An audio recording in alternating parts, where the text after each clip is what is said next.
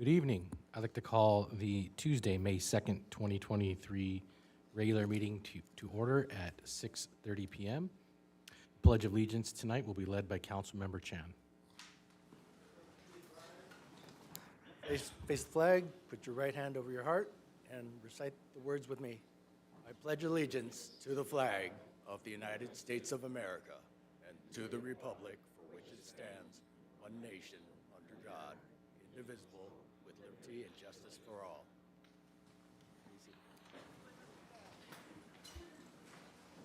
Clerk, roll call, please.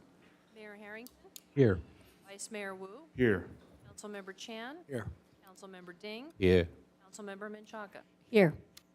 Now we'll have some announcements from our Chief City Clerk. Tonight's meeting is live streamed on Cable Channel 3 and the city's online platforms. If you wish to address the City Council during tonight's meeting, we request that you please complete a speaker's card and hand it to the clerk. When speaking, please state your name for the record.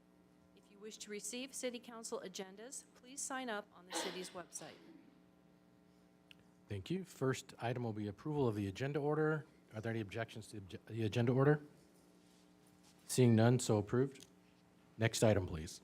Presentations, Military Appreciation Month. Mayor Harrington will make the presentation, and Daniel Tovar, representing San Gabriel Veterans Memorial Group, will accept the proclamation.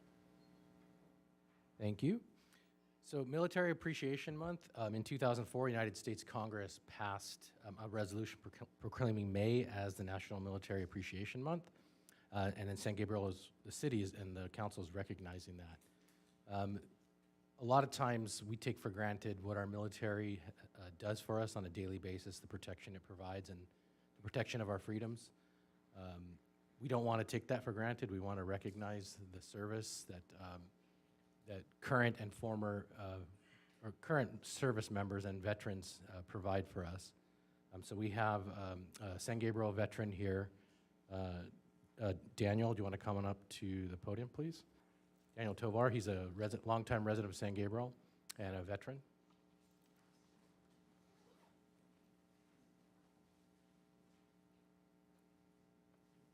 So while you're making your way up, I just want to say personally, I have lots of family that have served in the military and current family members in pretty much every branch of the military.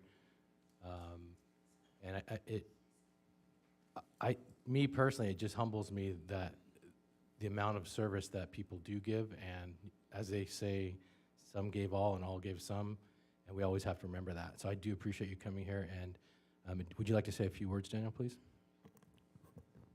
Yeah, we thank you for recognizing us. Not me, but the whole coalition. We got a late notice, so a lot of them were doing something else. But we appreciate this, and on behalf of the coalition, we thank you. Thank you, and thank you for your service. And I would like to see if we can have the whole council come up. We'll take some pictures as we give the presentation.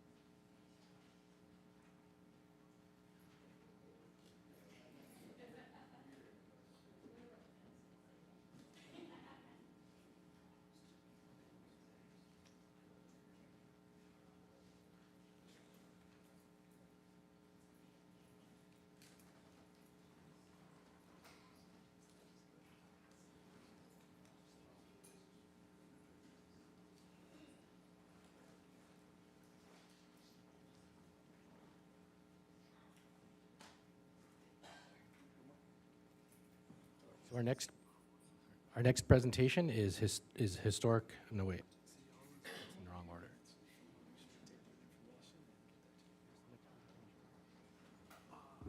Oh, sorry. Next presentation, the Asian American Pacific Island Heritage Month. On behalf of the City Council, myself, we have proclaimed May as Asian American Pacific Islander Heritage Month. We have a link to the whole presentation online.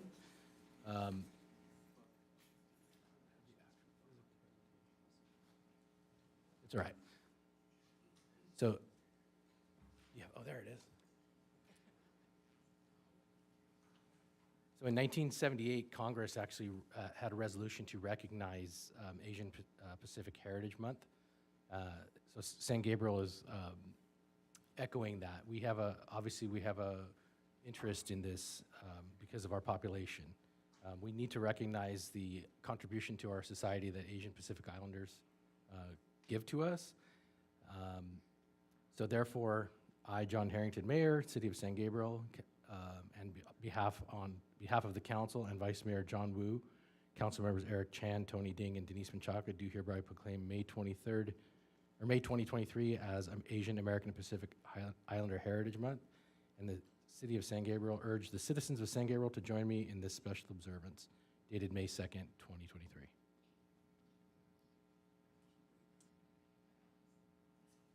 Thank you. We've got a lot of presentations tonight. Next presentation is Historic Preservation Month. I'd like to invite our Historic Preservation and Cultural Resource Commission Chair, Senya Lubasic, to make the presentation. And the presentation will also, for the Cultural Heritage Month, will be accepted by two of our local legacy businesses, Toyo Miyatake Studio and San Gabriel Nursery and Florist. So, Senya, do you want me to bring this down for you, or?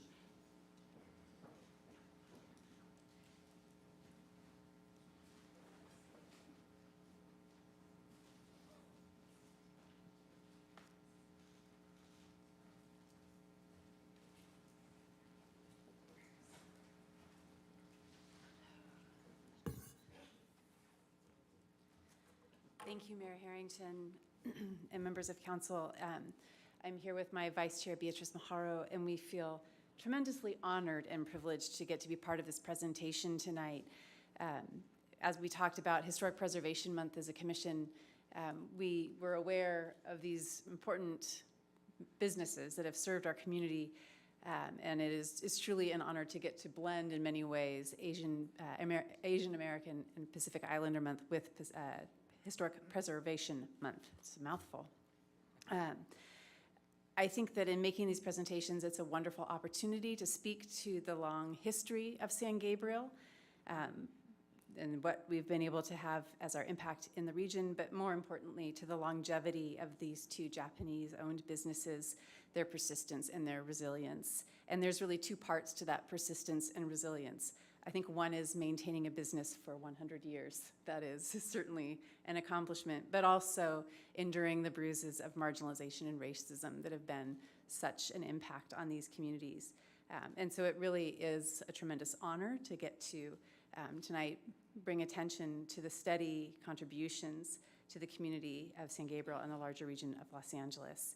So I believe that the first presentation proclamation is for the Toyo Miyatake Studio, and Alan is going to be accepting this proclamation. He is the grandson of Toyo Miyatake.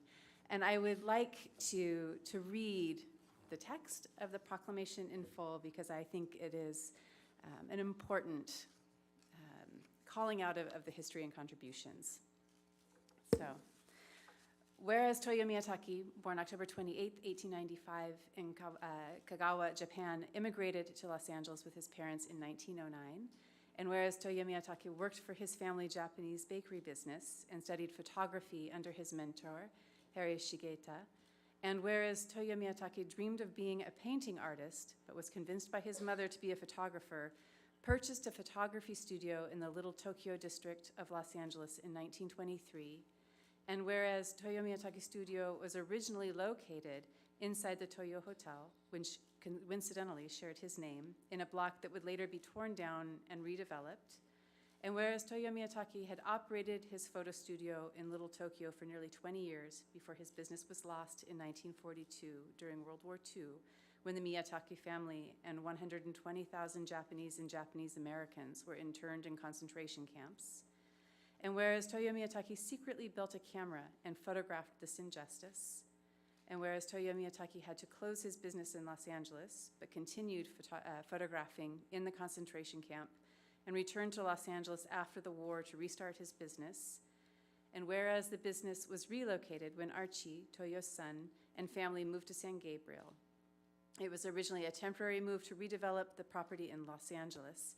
With the real estate changes and the business taking off in San Gabriel, this became their permanent location. And whereas Alan, Archie's son, has been married to April for 44 years and has 2 daughters, Sydney and Lindsay, Alan really enjoys his work and plans to continue his business in San Gabriel.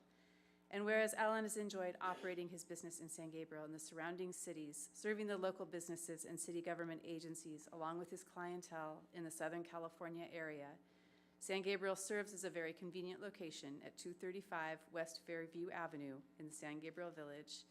And whereas Toyo Miyatake is celebrating their 100th anniversary in business, continuing the legacy of the Miyatake family, therefore be it resolved that Mayor Harrington and on behalf of the City Council, we recognize Toyo Miyatake's studio in the city of San Gabriel and encourage the community to enjoy and to join in this observance dated May 2nd, 2023. So here is your proclamation. Thank you very much. I don't know if we'd like to come and do photos. Yep. Council, please join us. We'll come around inside yet.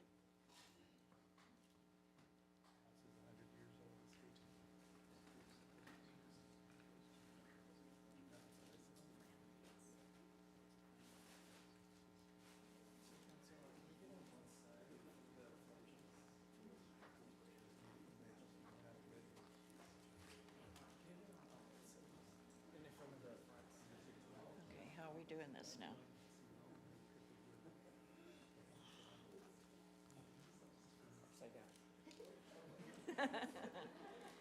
And put your binder behind, there you go.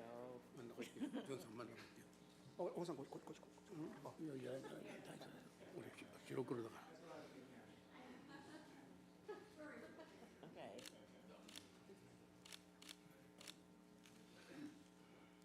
Here, please. 1, 2, 3. Once again, 1, 2, 3. Okay, right here for you. 1, 2, 3. One more. 1, 2.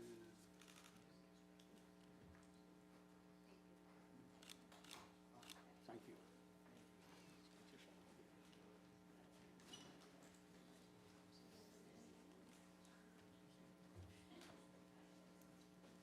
Thank you very much. Greatly appreciate it, especially a lot of familiar faces up here because I've taken a lot of your portraits up there. So kind of to commemorate the 100 years, I thought of an idea of replicating a picture taken 1923 by my grandfather. So with the help of my good friend George Valdez, who is a resident here, helped us find the sisters from the same group that was taken 100 years ago. So we were able to put this together last week, and this I would love to be able to present this to the city. Thank you. Thank you, Alan. We really do appreciate that. And by the way, congratulations to San Gabriel Nursery too. They've been here just as long as we have, so.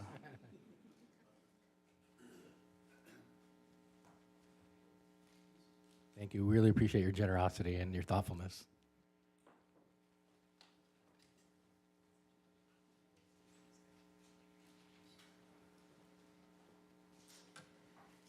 And so now accepting on behalf of the San Gabriel Nursery and Florist will be Mary Ishihara Swanton, granddaughter of Fred and Mitoko Yoshimura.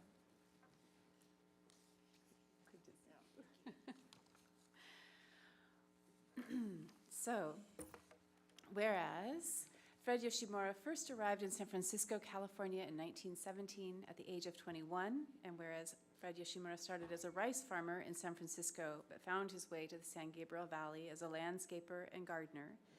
And whereas Fred Yoshimura met and married Mitoko Naito and saved enough money to lease land and open the mission nursery in 1923, and whereas the Yoshimuras had 4 children, Hayao, Raymond, Florence, and Margie, who were second-generation Japanese Americans, or Nisei, and whereas the business was briefly lost in 1942 during World War II due to the relocation and incarceration of 120,000 people of Japanese descent, and whereas the Yoshimura family returned to San Gabriel in 1945 after the war ended to rebuild their business, and the business was renamed San Gabriel Nursery and Florist, and whereas the resiliency of the business demonstrates the determination of the Yoshimura family to overcome adversities, and whereas Raymond Yoshimura and Ichiro Ishihashi worked together to expand the business, installing greenhouses, maintaining a wholesale store, and hybridized the Mission Belle Azalea, and whereas the nursery began to host foreign exchange students from Japan in 1975,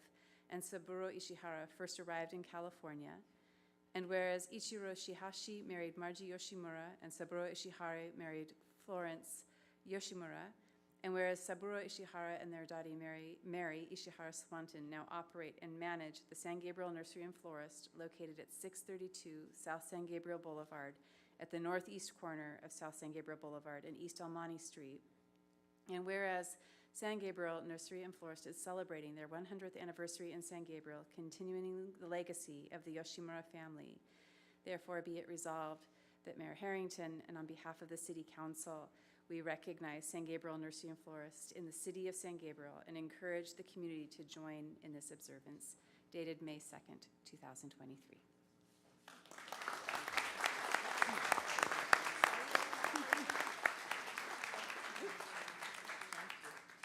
Do photos, or would you like to say some words first? Yeah, I can.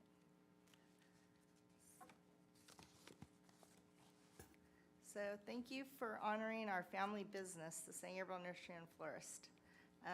I didn't get you anything like as grand as that awesome photo, but We appreciate it, though. We appreciate being here.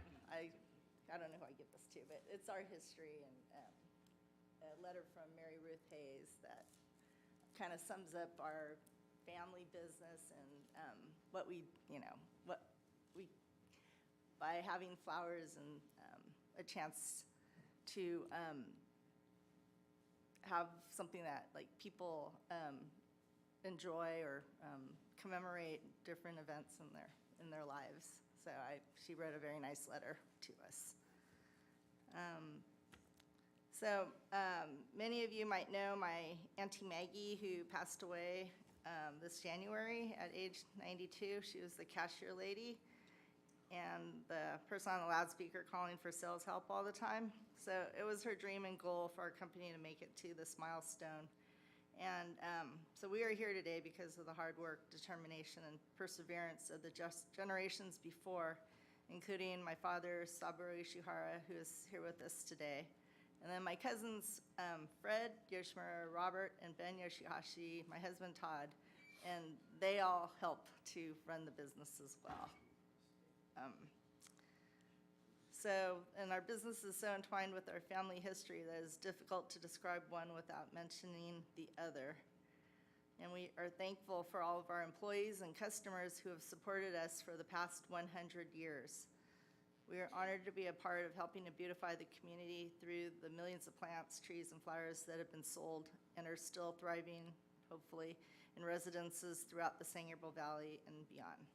Thank you to the City of San Gabriel for recognizing our family business, for your support, and for being our hometown. Thank you.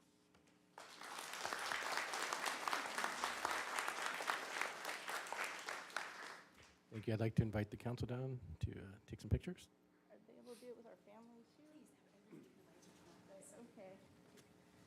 Family, please join me up here. Oh, she passed away a long time ago, Maggie. Hurry. Some of them have passed. So if we can get in front of the flags again, please.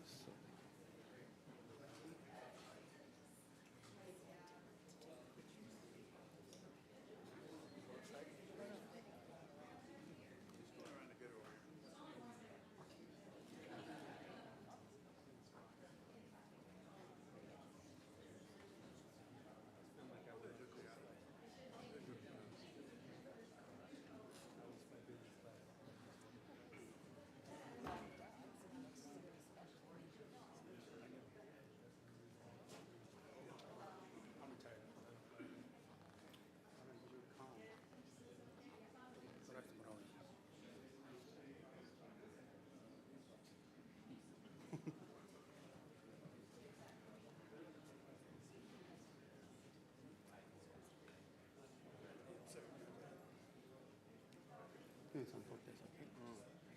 そしたらそのまんま撮るから。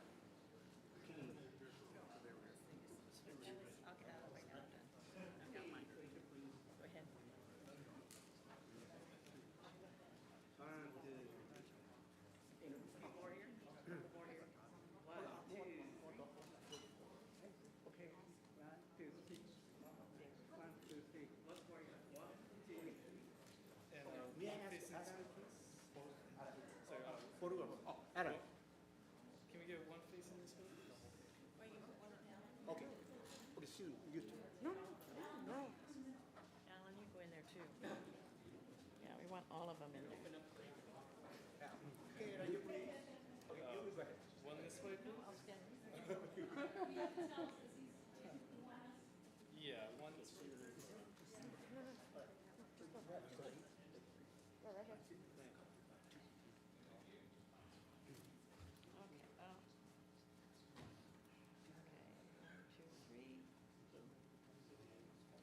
2, 3.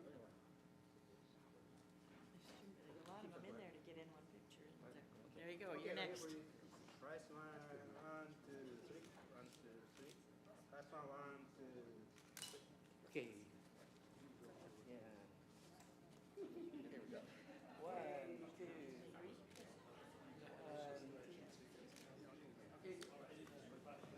2, 3.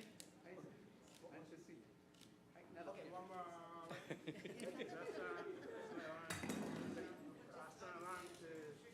Thank you.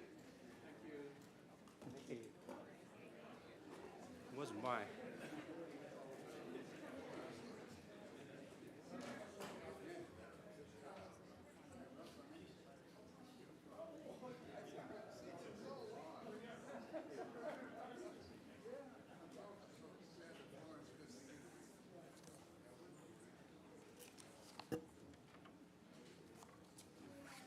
Now that we have the pictures out of the way, I just wanted to say thank you to the San Gabriel Nursery and the families, because the contribution that you make to our community is great. I mean, when people say you're from San Gabriel, one of the first few questions is, oh, you're the city with the mission, and then, oh, you're the city with the nursery. So that's kind of, people come from all around, so we really do appreciate the business as well as the notoriety you bring to us, so thank you.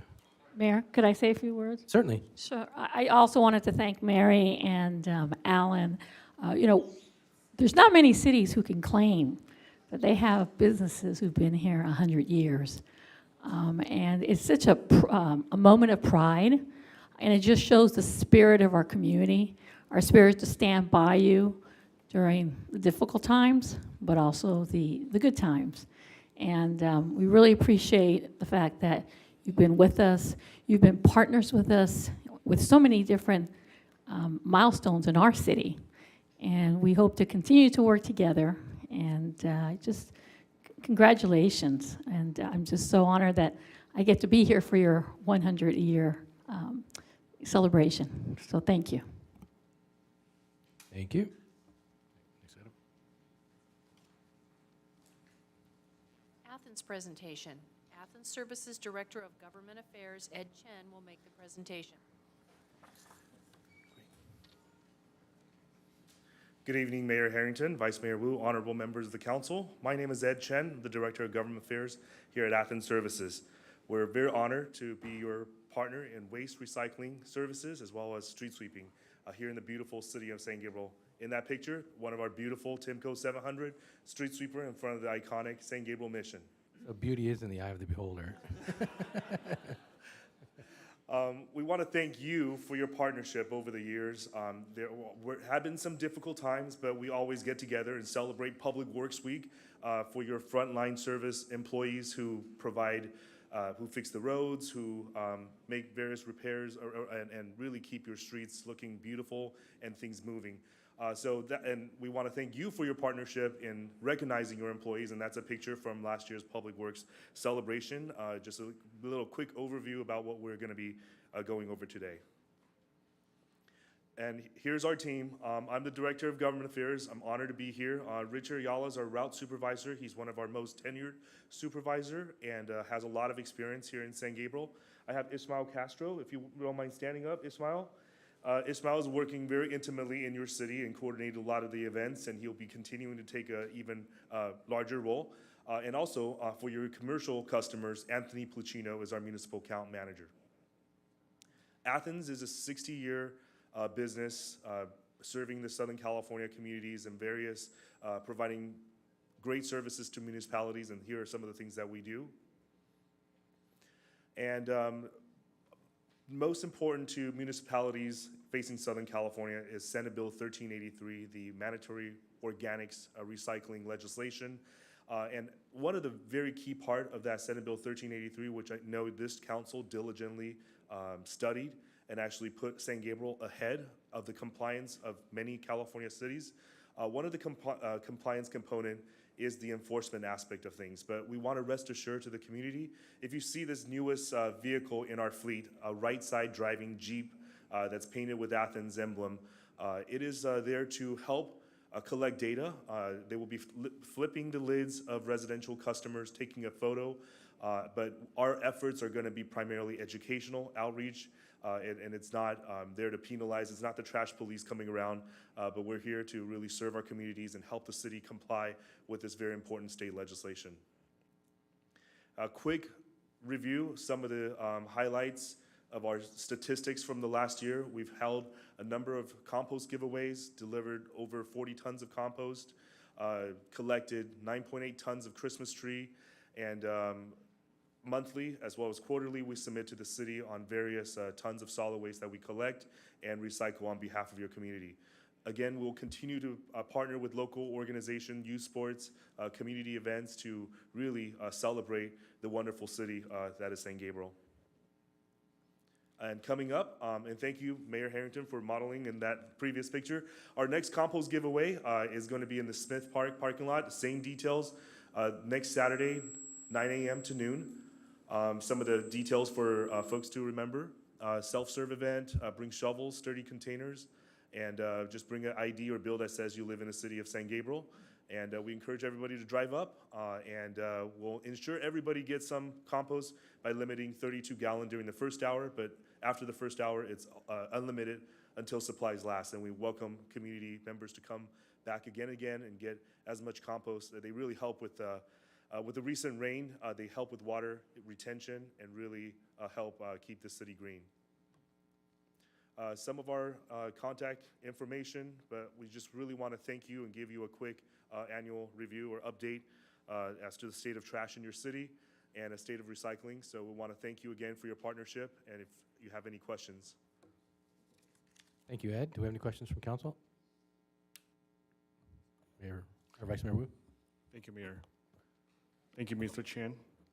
Just a quick questions about the organic waste. What is the update? Can you provide us some new policy, or because I don't really see those, we call it organic waste, trash bins on our street, which is good, but can you give us more details? Absolutely. So with residential and commercial customers, we try to not only visit the commercial establishments, but we also send out these flyers that are educational to talk about the organics recycling.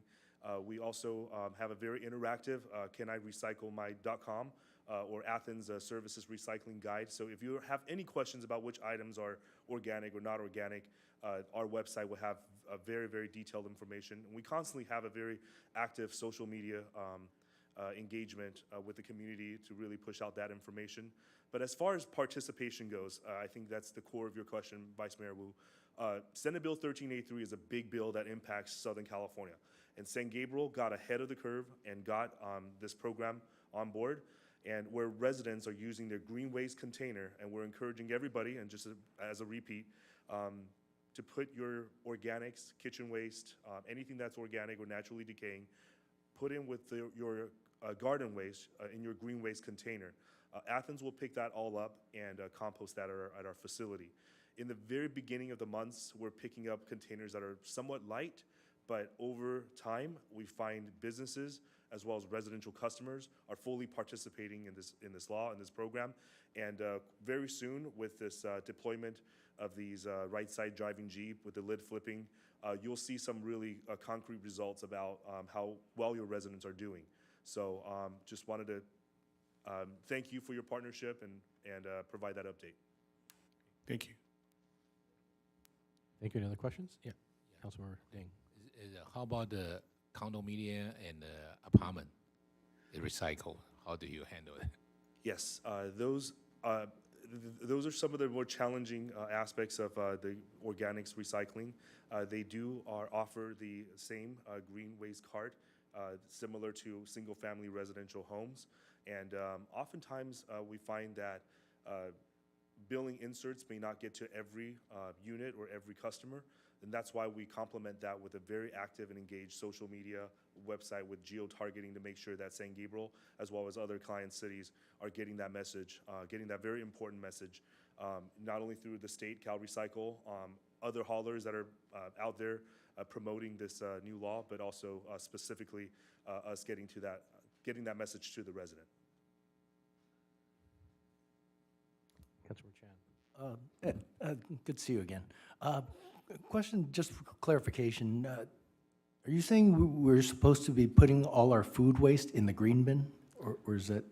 Yes, sir. So Okay. there are many ways on our website we promote that, whether you put it in a clear plastic bag so that our sorters will be able to see through that content, or put it directly into the green waste container along with your grass clipping because it helps with the smell a little bit. I've also heard residents that have used freezer bags, freeze your food waste until your trash day and then bring them out. But there's been a lot of participation and increased participation from residents and businesses alike. So I think since the inception of the program, we've been quite pleased with what we're seeing in terms of tonnages in San Gabriel. Okay, so no more food waste in the black bin? is what you're saying. No food waste in the black bin. Okay, It goes got in it. the green bin. Thank you. One question, Ed. This comes often when people move into San Gabriel, or we get this quite a bit. Why don't we have a blue bin? Can you explain that to the public? Yes, sir. We have a material recovery facility that sorts and recycle many of the items on behalf of residents and commercial customers. So it is a great convenience, but it's also a state-of-the-art facility that will have the capability of pulling out recyclables out of your waste stream. So that recycling facility is able to really be in tune with the market, knowing what items are particularly marketable. So we are actually really ahead of the recycling curve when you have a city that is participating in this mixed waste processing.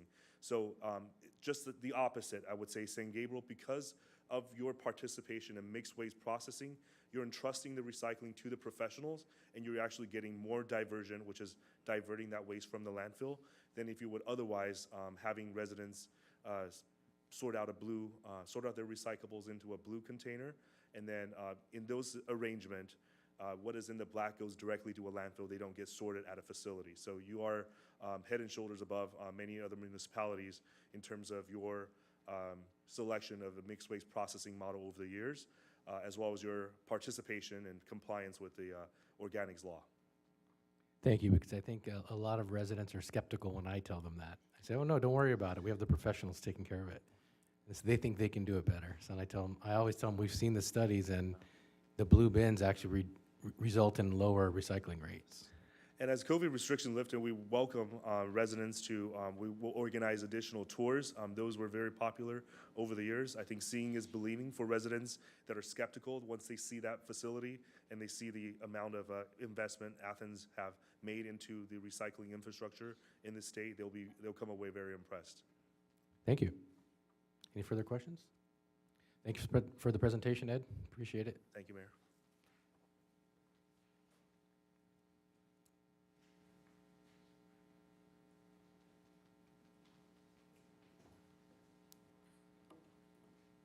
Thank you. Next item, please. Public comment.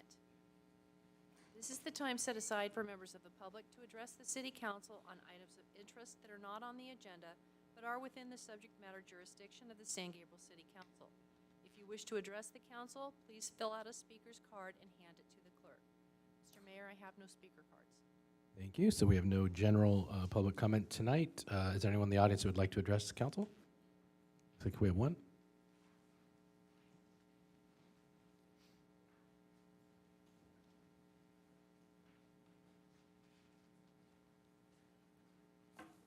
Good evening.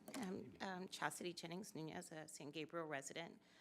I want to thank Commissioner Lubasic for her meaningful presentations to the Toyo Miyataki Studio and San Gabriel Nursery. I hope that everyone will take a few minutes to read the entire proclamations commemorating Military Appreciation Month and celebrating the Asian American, Native Hawaiian, and Pacific Islander Heritage Month. The words developed by the City Clerk's Office are inspiring and informative, and they can be found by clicking the link in the agenda. I'm also encouraged tonight because as part of the consent calendar, the 2023 work plan for the Human Equity, Access, and Relations Commission will be approved, I hope. The recognition of diversity that has now become routine at City Council meetings was really non-existent just a few years ago.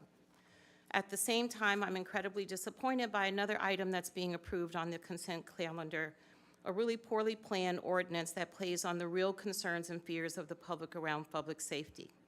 Ordinance 688 promises to spend up to $250,000 with no metrics, no measurables, and no accountability other than the bills that will be received from the City Attorney's Law Office. Chief Wallace was the guest presenter at our Kiwanis meeting last week. He presented the incredible work the fire department is performing, utilizing the current resources that they have. He also mentioned many projects that would make their work even more impactful if they had funding for additional fighter fighters, additional equipment, and other education and outreach that would actually improve public safety.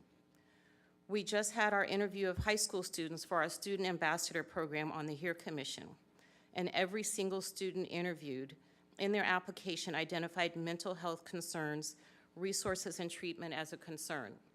Most of them also addressed issues of housing insecurity for their families. There are so many other meaningful projects and ways that we could spend that amount of money. And I'm disappointed that our City Council hasn't been able to find a way to do that. Thank you. Thank you. Are there any others who'd like to address the council? Looks like we have one.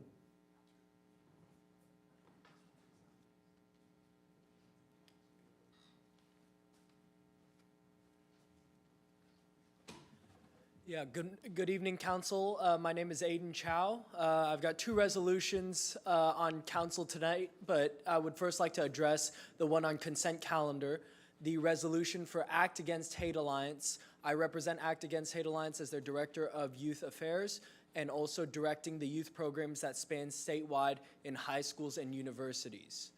We are extremely encouraged that San Gabriel has become the first city in California to put SCR 15's version, Act Against Hate Action Day, on our agenda for passage tonight, on the consent calendar, I mean.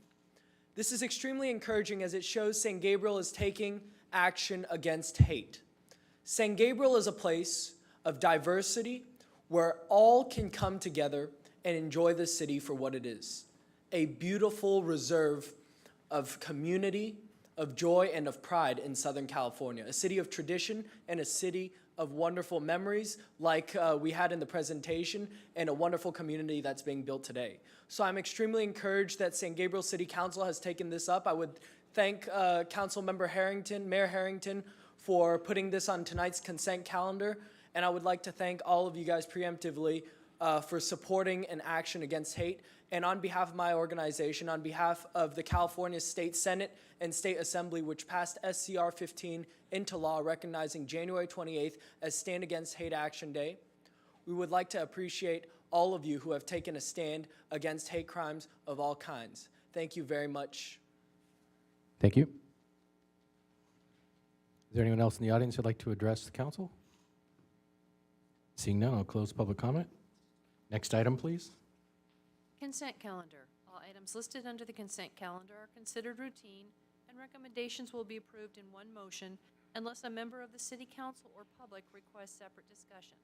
We have not received a request from the public to pull an item. Thank you. Are there any council members who'd like to pull an item for separate discussion? Seeing none, we'll put So I'll move to approve then. I'm second. Thank you. Moved by Councilmember Menchaca, seconded by Councilmember Ding. We'll go to the board.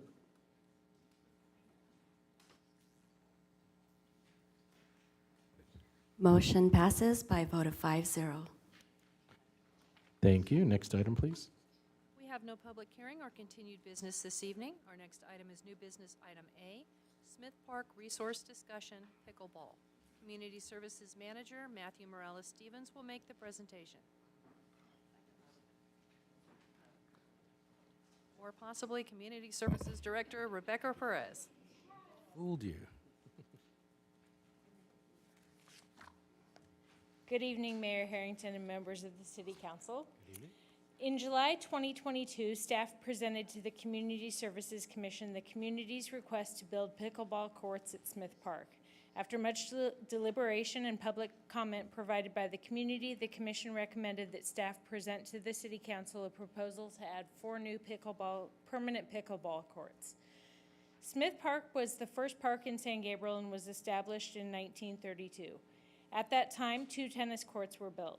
Features have been added to the park over the years, including the recent addition of pickleball courts to one of the tennis courts. The current 4 pickleball courts have been very popular over the years and often have people waiting for courts to become available. In your report is an image showing the current tennis courts as well as a listing of the features in the park. As shown in the image, the new court would accommodate 4 permanent pickleball courts, as shown in the red box, and then allow for the middle court to be striped for pickleball and tennis, and the court to the east would be striped for tennis only. Should the council decide to add the new courts, it would require the removal of green space, including shrubbery, grass, and trees, as well as the relocation of an existing walkway. Staff have determined that the work would most efficiently and cost-effectively be completed by a combination of third-party contractors and in-house staff. The work to be completed totals $180,000.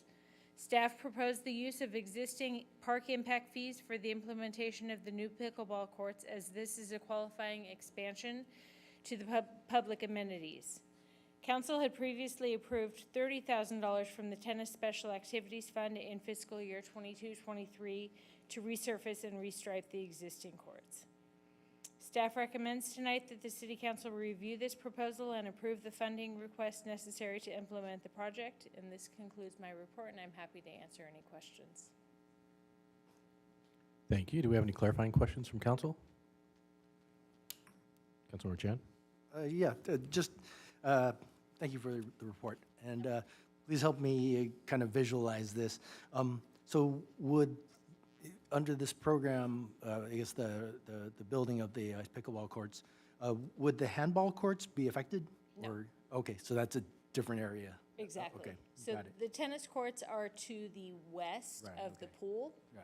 and this would add an additional court, full-size court, which would house 4 pickleball courts to the furthest west side. So Okay. it would impact just some of the grass Okay. and shrubbery that's there. Thank you. And the funding for this would come out of our standard general fund?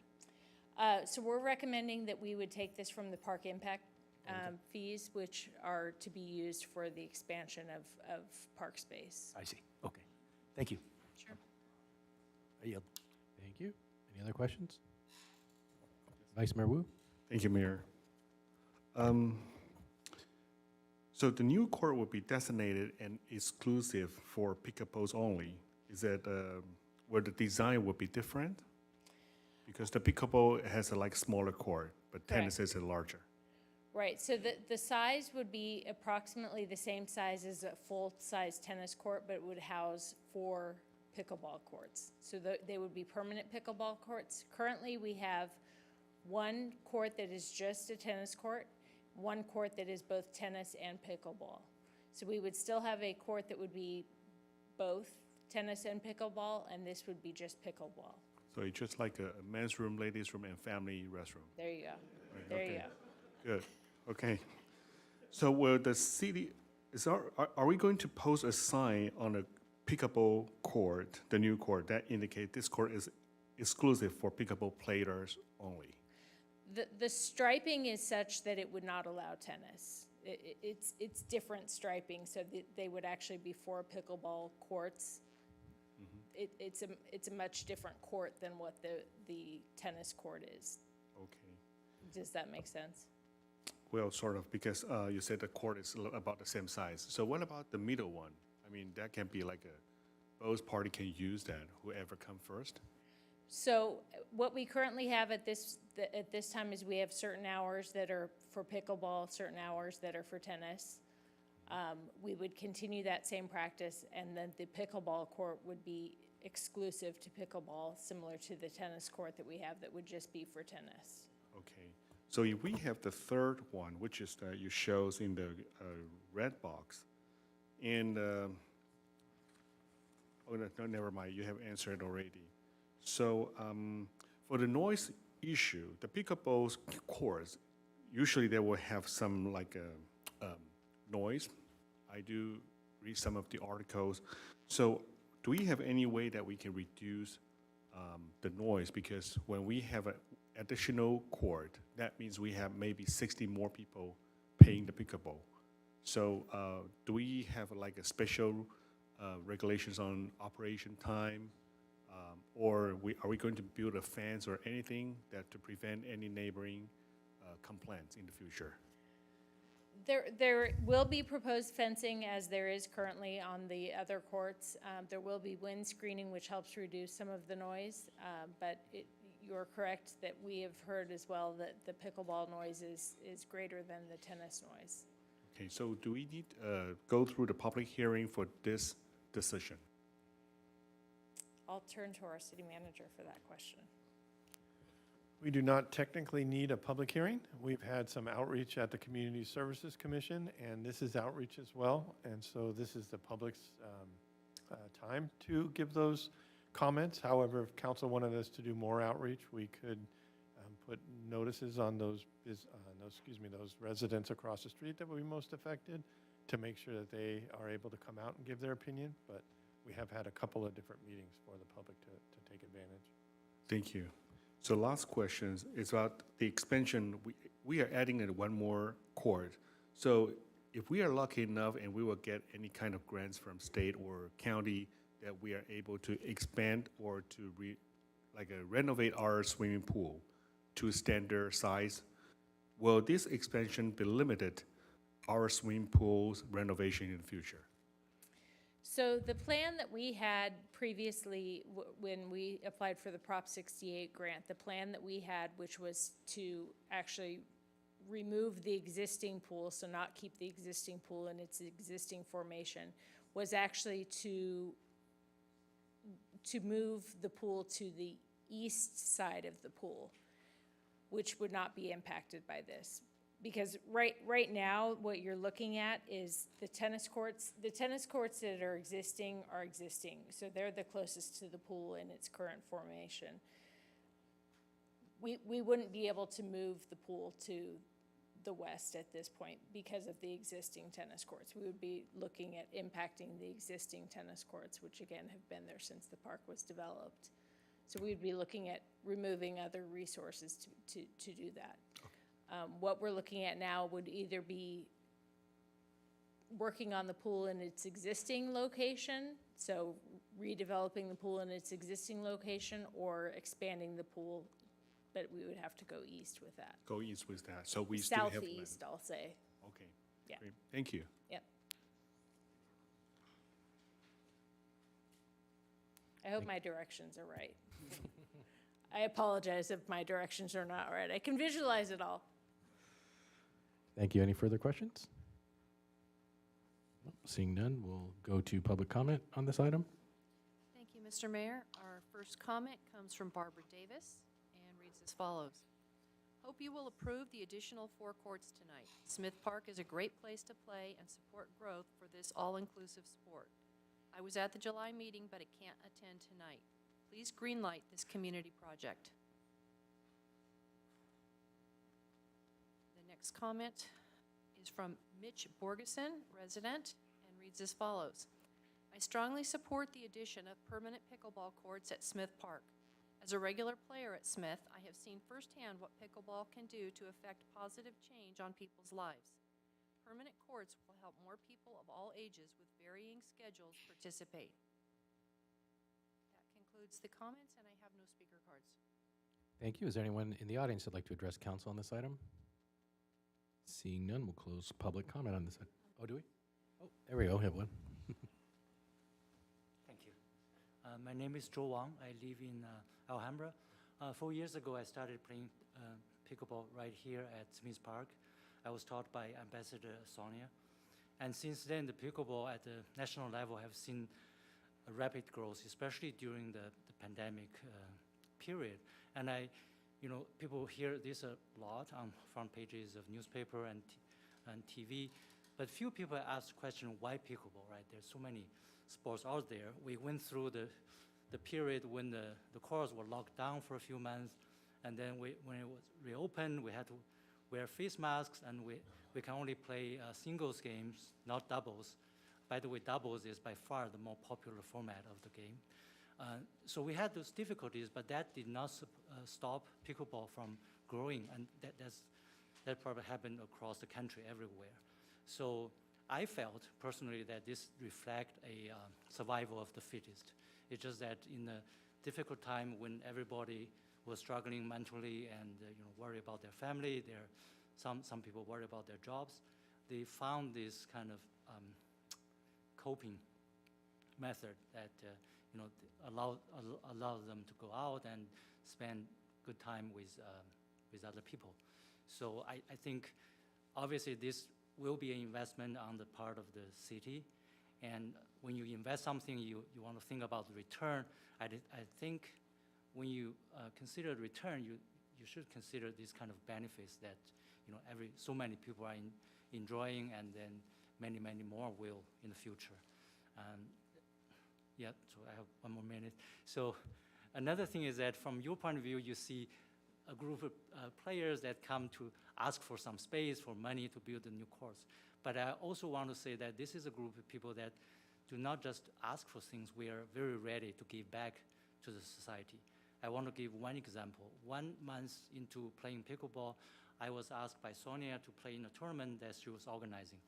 And it's a tournament that involved about 100 players, and there was a $25 fee, and the proceeding was donated to help build the playground next to the tennis court. And also, I think Sonia, as well as many other volunteers, they knocked door to door in the local business to get some price in terms of discount to the restaurants. And so that's another way of showing that this is a kind of a way to get the community together. So I thank you for your time and hope you will consider favorably for this decision. Thank you. Thank you. Is there anyone else in the audience? Oh, if I keep asking, I'll keep getting hands.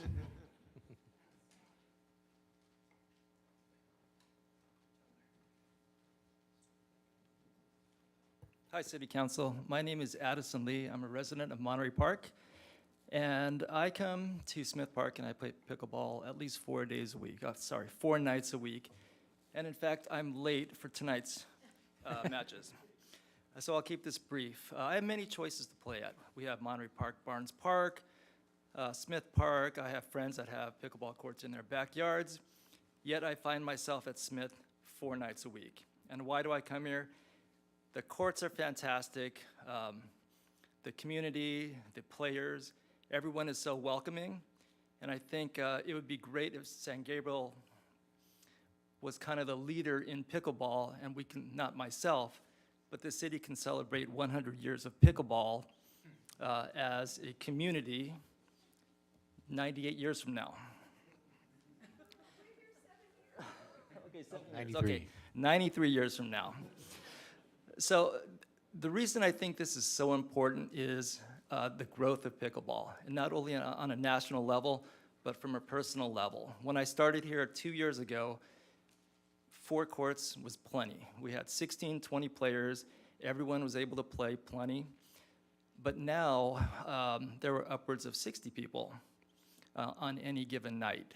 And it gets to the point where we actually chalk extra lines on the tennis court. When the tennis courts are not being used by tennis players, we set up temporary nets, and now we have 6 to 8 courts to play with.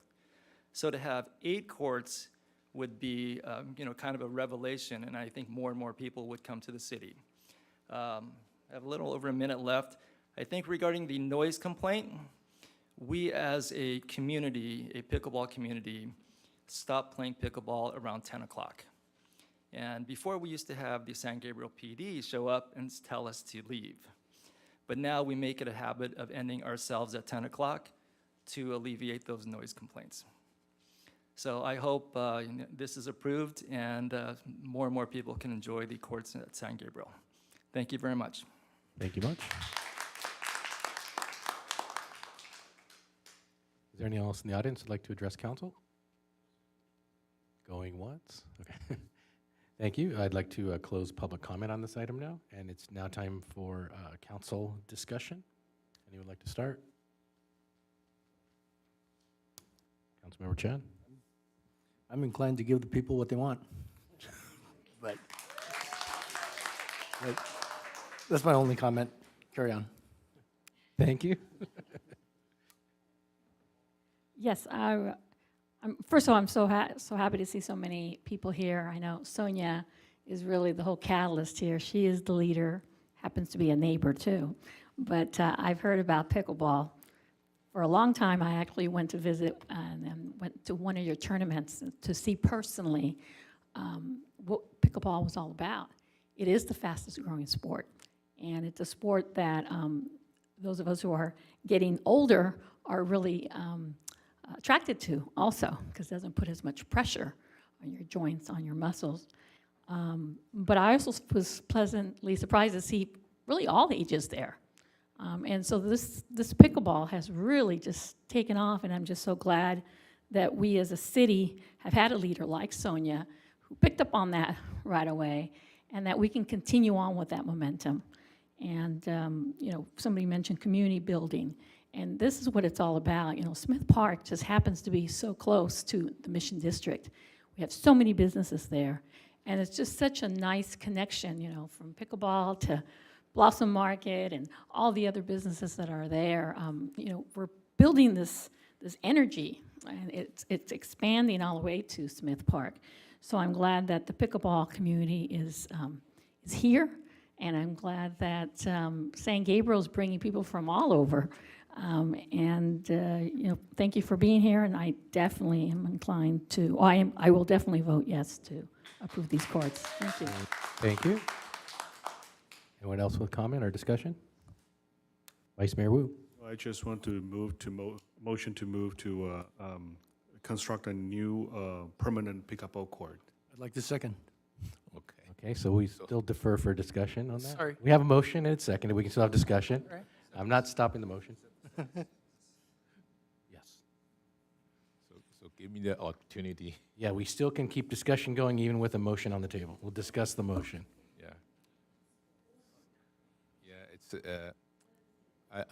It's one court. They stripe it into 4. So currently, the 2 tennis court, that's for the Rebecca. It's both used for the pickleball, or just only middle one? So if you, and thank you, Marilyn, for putting the photo up on the screen.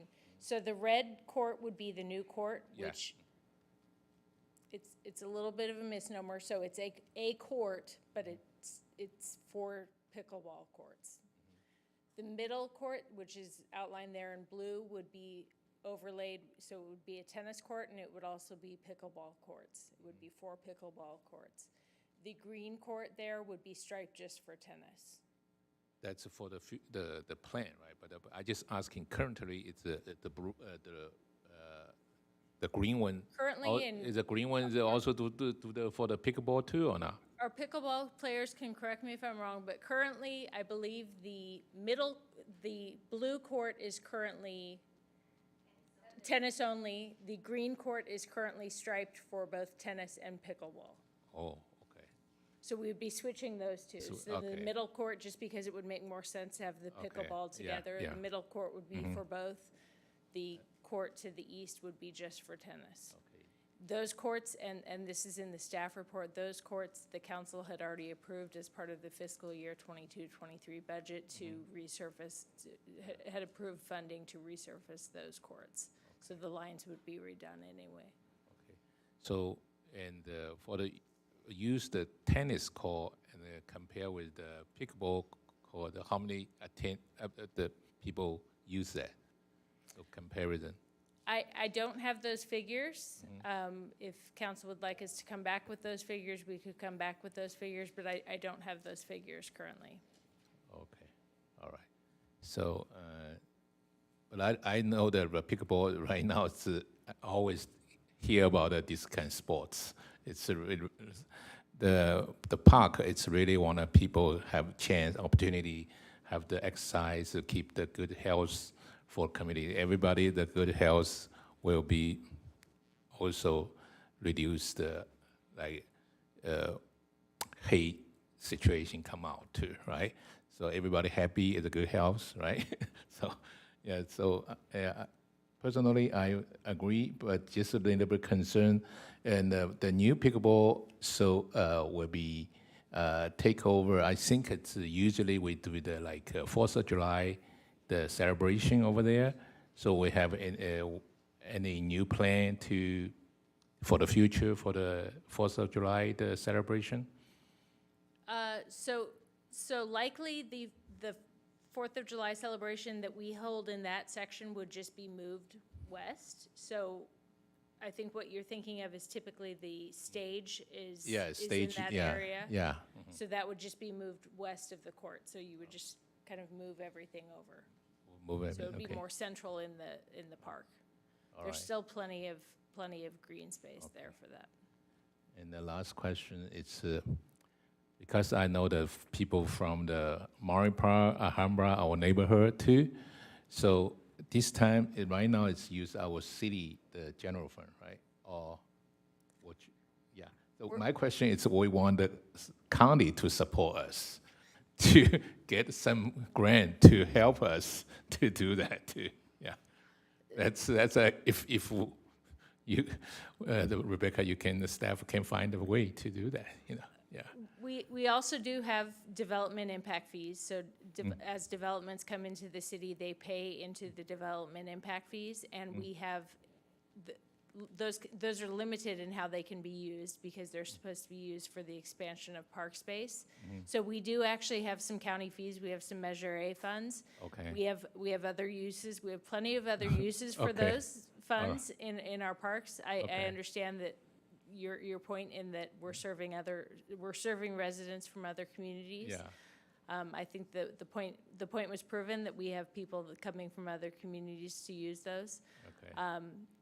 We have plenty of other uses that we can be applying for county funds for. So staff recommends this use for these funds, these development impact fees.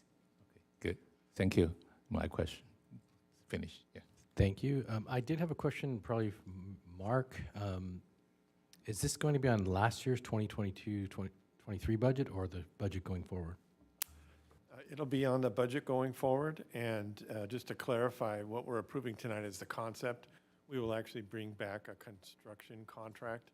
We'll go out to bid for 2 of the line items, and true to our Public Works Director's frugality, we're going to be doing several of those items with in-house staff, and so the line item budget is only for the supplies for those portions of it. So to answer your question quickly, it'll be in next year's budget, and that'll all be spelled out when we approve those contracts. Thank you. I appreciate that because I didn't see a budget item. So that always scares me when I see money with no budget item. Thank you.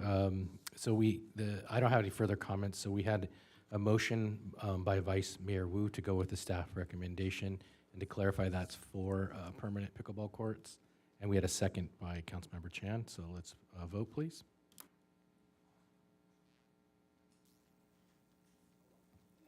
Motion passes by a vote of 5-0.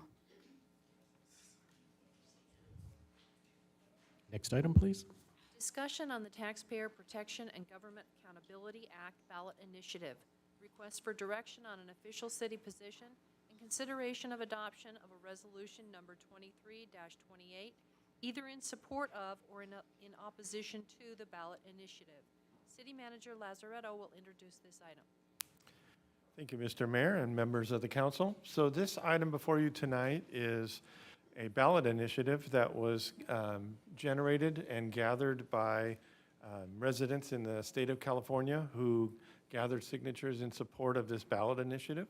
If this initiative is enacted, which it qualified officially for the ballot in February 1st of this year, the clerk of the state of California notified all of the cities that it would be on the ballot in November of 2024, so a little over a year and a half from now.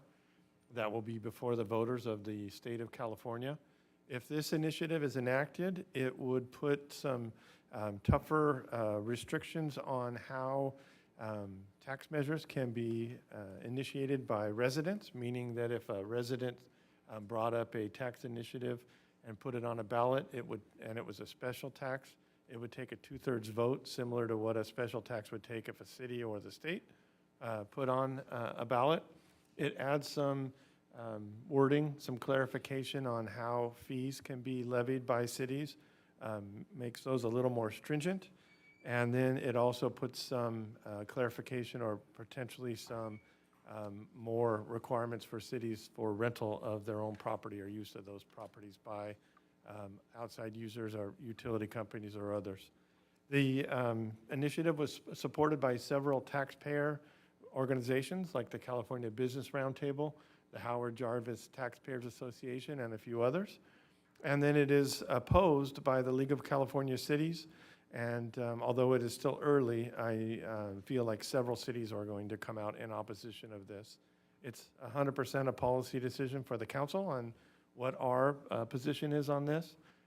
Any official position we take would be used by both of those groups or either of those groups for advertising, or could be used, I shouldn't say will be, but could be used by those groups to demonstrate support from different organizations in the state.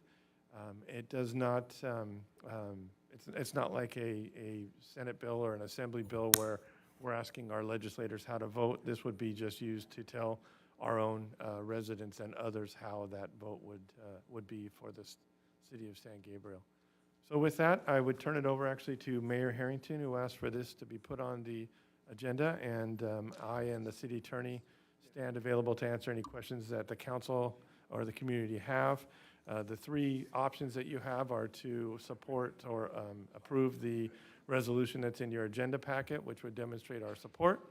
You can take no action, which would let the voters decide, or you can take an action in opposition, and we could bring back a resolution of that at a future council meeting. So with that, I'm happy to turn it over to Mayor Harrington. Thank you, Mark. I did request to put this on the agenda as part of our council policy, whether we support or oppose legislation or initiatives. The whole council has to decide that, and we do that in public so that the public can see our reasoning. And I think this is a very important item to take up, simply because taxes are always increasing, and in fact, this is closing a loophole that was opened in 2018, the City of Upland case. So the loophole right now, as basically what this is doing is, in 2018 there was some, as they say in law, bad facts make bad law. So when you have bad facts, a judge is going to give you a bad result. So prior to 2018, everyone understood Prop 26, Prop 13, Prop 118. There's a lot of propositions that were regulating how taxes are raised and how taxes are spent. The Upland case, what it did is, so if we as a council wanted to raise taxes for a specific purpose, it takes a 2/3 vote. The City of Upland case said, well, if it's a voter initiative, it's only a 50% vote for the exact same wording, exact same everything. So really what happened then is, if you're going to do an election to raise taxes as a council, why wouldn't we just hand it to one person to collect some signatures, and the threshold to raise taxes goes down? So you're really circumventing the statewide Prop 26, which said it's a 2/3 for special taxes that are directed towards a special purpose. And the reason that makes a difference is it really is a loophole that was never meant from Prop 26, and the same agency, Howard Jarvis Tax Association, that put on the original proposition, filed a brief against this and explained it. It's a very clear explanation that why would we allow one group to be able to do something and not allow like a city council to do the exact same thing with the exact same words. It makes no sense. And then it does clarify what's a fee, what's a tax. And I won't get into the arguments, but I will say it really is a cleanup from what the City of Upland case did. And it is a cleanup from some of the definitions inside the current law that really makes it clear for cities when we're taxing and adding fees. So I really think it's something that makes sense to support early so that we show that we are, as we say, fiscally responsible. I think everyone up here has said that at one point or another. With that, I will open up to see if we have any factual questions from, to clarify the report from council. Seeing none. Oh, sorry, Vice Mayor, I didn't see you raise your hand, sorry. Well, thank you, Mayor. For this act on page 2, the first fees and taxes. It says requires fees and charges paid for the use of local and state government property, and the amount paid to purchase or rent government property to be reasonable. So at this point, who can define reasonable? What is reasonable? That's a great question, Vice Mayor Wu. What that means right now, for setting a fee or a charge, we have to prove that the fee or the charge that we set for our residents does not exceed the cost of providing the service. So if somebody comes in and wants to have a plan check or a permit, we make sure that what we charge them is just the cost for the staff time and the supplies to do that fee. For the rental of our property, for example, if somebody wants to lease the Mission Playhouse or one of our rooms, we're not bound by that same requirement because it's our own property and somebody's asking to use it. We can really set it at any fee that the market will bear. So if we wanted to charge $1 million a day for use of the Mission Playhouse, we wouldn't have any customers, but we could do it in whatever manner we want. And so right now, there's no requirement for that.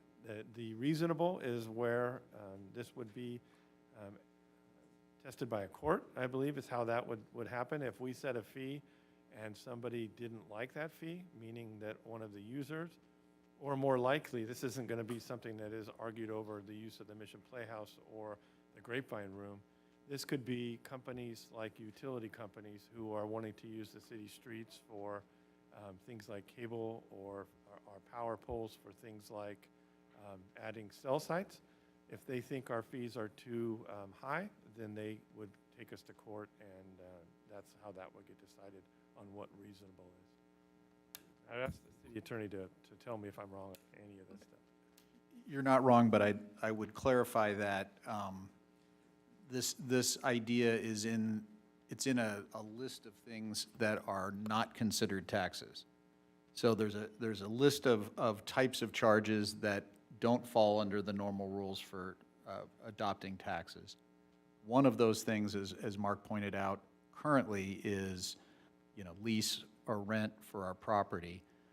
This adds a new requirement that the lease or rent be reasonable, with the consequence that if it is determined to be not reasonable, then that would mean the charge is a tax, and then we've got all kinds of other problems associated with it. So as far as what is defined as reasonable, I don't think the Act actually has a definition of that. I'd have to go through it.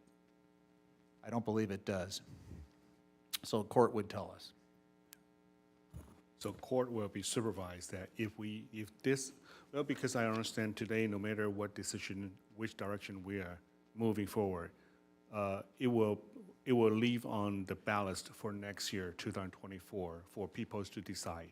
But now we are just making a decision what the attitude that city of San Gabriel is standing for. So that's the purpose. So, so Mark just mentioned about those utility services, they are renting or they're using our property. So we charge them.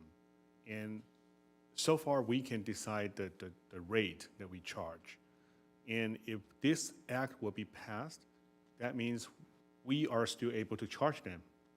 But it has to be like they call it reasonable. If anyone believes this is not reasonable, it's too high, they can take us to the court and to make a judgment. That's correct. And my next question is about the page 3. It shows the city charters may not be amended to include a tax or fee. This section would not be applicable to the city of San Gabriel, as city of San Gabriel is a general law city, not a charter city. So what the act will actually impacting us? That portion would not be applicable to us. There are other portions of this that would be applicable to us. Yeah, I think that's it. Thank you, Mayor. Thank you. Any other clarifying questions? So going further on what Vice Mayor Wu said, right now, if we have a fee, someone could take us to court. That's a possibility. Like our fee, they could say, I'm taking you to court and file a lawsuit. Correct. This changes the standard of proof in that lawsuit. Correct. That means just we have to do what we've done in the past, which we have all the studies to back it up, and we have to show our actual costs on things. That's all true. I thought we were discussing, though, the context of a lease of our property. Got it. And so in that case, we would have, if we have a binding agreement, you know that. If we have a binding agreement, fair market value, that's it. We've got a contract. This is new, though. This creates this additional requirement. So in theory, that contract could be voided if someone were to later determine that the rent was unreasonable. Okay. So then the question is, what's reasonable is what it gets down to. Yes. Thank you. So as long as we're reasonable, this is fine. Okay, do we have any public comment? Yes, Mr. Mayor, our first speaker is Jean Raya.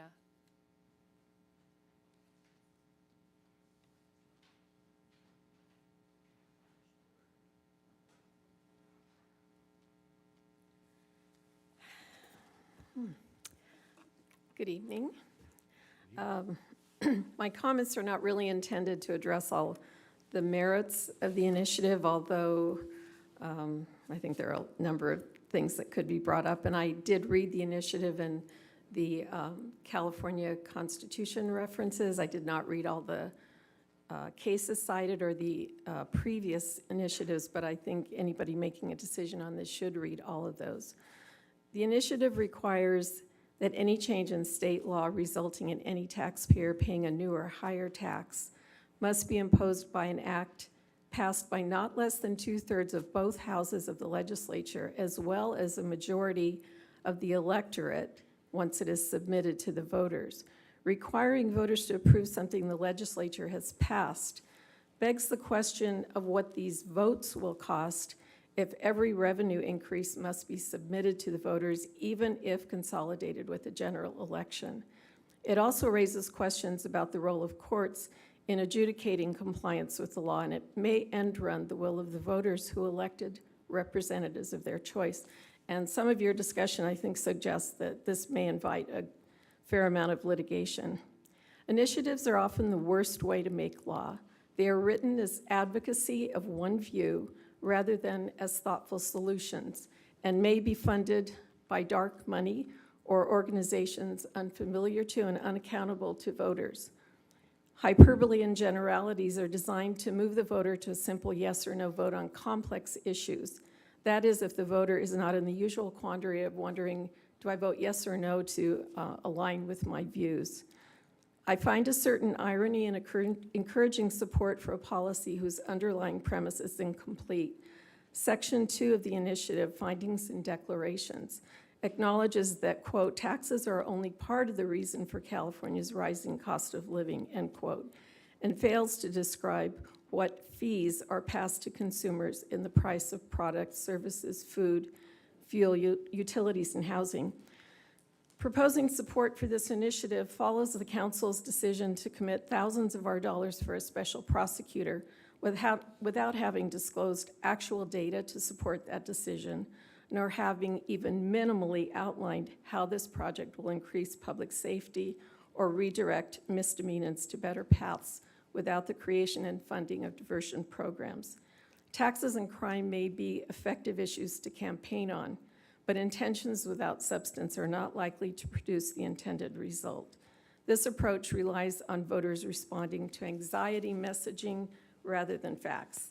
If you're advocating transparency, efficiency, and a responsible expenditure of taxpayer funds, then please, each of you, do thorough homework before you decide to advocate for this initiative. Thank you. Thank you. Our next speaker is Aiden Chow. Good evening, Council. My name's Aiden Chow. Like I said, I'm also the chairman of LA County Taxpayers Association. So tonight we're here to bring this upon our council for consideration. As an Arcadia resident, but as an LA County citizen, I believe it is critical for San Gabriel City Council to take a stand with a multitude of other cities and voters and constituents on supporting taxpayer rights, on supporting taxpayer protection once and for all. California taxpayers have time and time and time again passed measures protecting taxpayers. Prop 13, Prop 26, Prop 218 have all been passed by millions and millions of taxpayers over and over again, protecting the rights of taxpayers and limiting the amount taxes can be raised, or in the process of how taxes are raised by legislatures. However, what we're doing here is not cutting taxes. We're not lowering taxes, and we're not making it harder for cities to raise taxes. What we are doing principally is closing that loophole, which has actually not been the status quo for the longest time. The city of San Gabriel is not affected by the upland loophole, as it has not passed any taxes that would be revisited using this provision. There have been no taxes passed by the upland loophole in San Gabriel, meaning that would not affect San Gabriel's taxation. However, let's talk about the merits of this. The Taxpayer Protection Act is extremely important as it requires local property tax to stay in the county in which it is collected.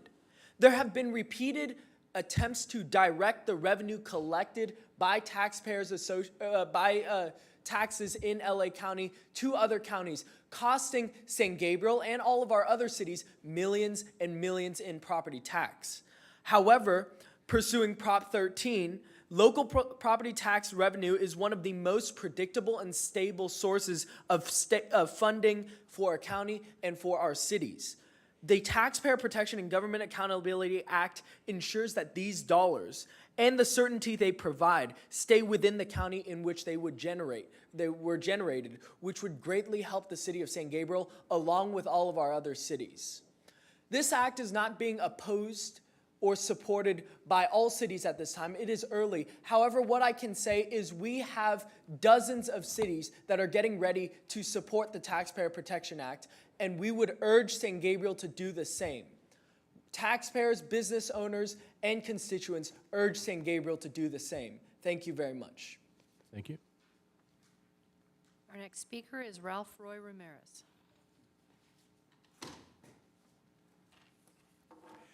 Mr. Mayor, members of the council, staff. My name is Lieutenant Colonel Ralph Roy Ramirez, former San Gabriel City Council member 45 years ago. I'm a certified financial planner and a board member of the LA County Taxpayers Association. And I'm here on behalf of the board for support of the Taxpayer Protection and Governmental Accountability Act, TPA, and ask for your support to firmly also oppose any resolutions against the newly qualified initiative. TPA will be on the 2024 November election statewide ballot. So it's going to affect every voter. We all know that California is some of America's highest tax rates, and there's been every loophole in the world, from gas tax to property tax, to everything to try and circumvent uniform taxation. We've already talked about uniform taxation like Prop 13, which is the stability of our tax rate all over the state. And every loophole in the world has been trying to get around it with fees and all kinds of things.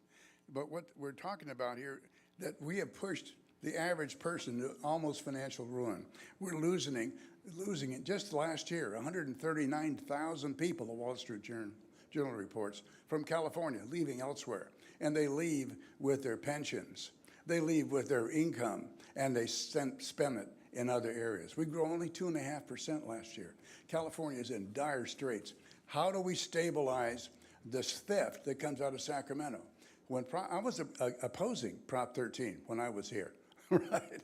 Because I felt we were losing our responsibilities as city council. It was going to Sacramento. And now when you want to have something done, you have to go to Sacramento. You have to find a board of supervisors. How do we, as individuals in our communities, stabilize the tax? And this initiative is designed to do that. Last year, over $200 billion in new taxes were proposed statewide. $200 billion bucks. And we know that our highways have holds on all kinds of problems, most of the time created because tax money has been moved elsewhere.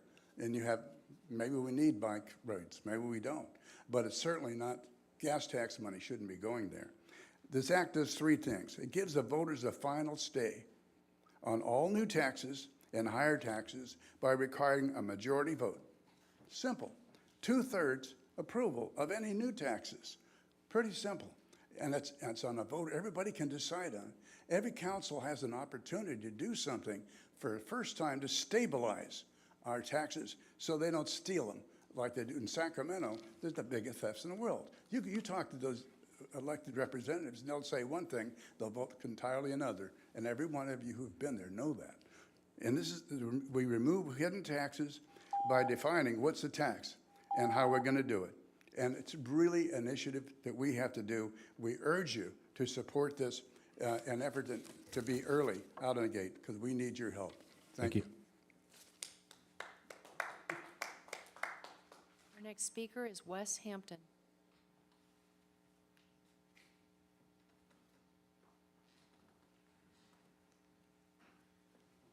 Thank you, Council Chair, council members, and staff. I don't have prepared comments like the previous two speakers, but I do want to say that as a business owner right across the street from City Council, I've enjoyed San Gabriel and business in California for many decades. But we have seen an erosion of the business community in California, in our area, leaving the state. And I think any control that the voters can have to legitimately pass taxation will help maintain the business community in this community and throughout the state. So I think that's a very big issue for San Gabriel City Council to take a position on. Thank you. Thank you. Mr. Mayor, I have no more speaker cards. Thank you. Is there anyone else in the audience? I see one.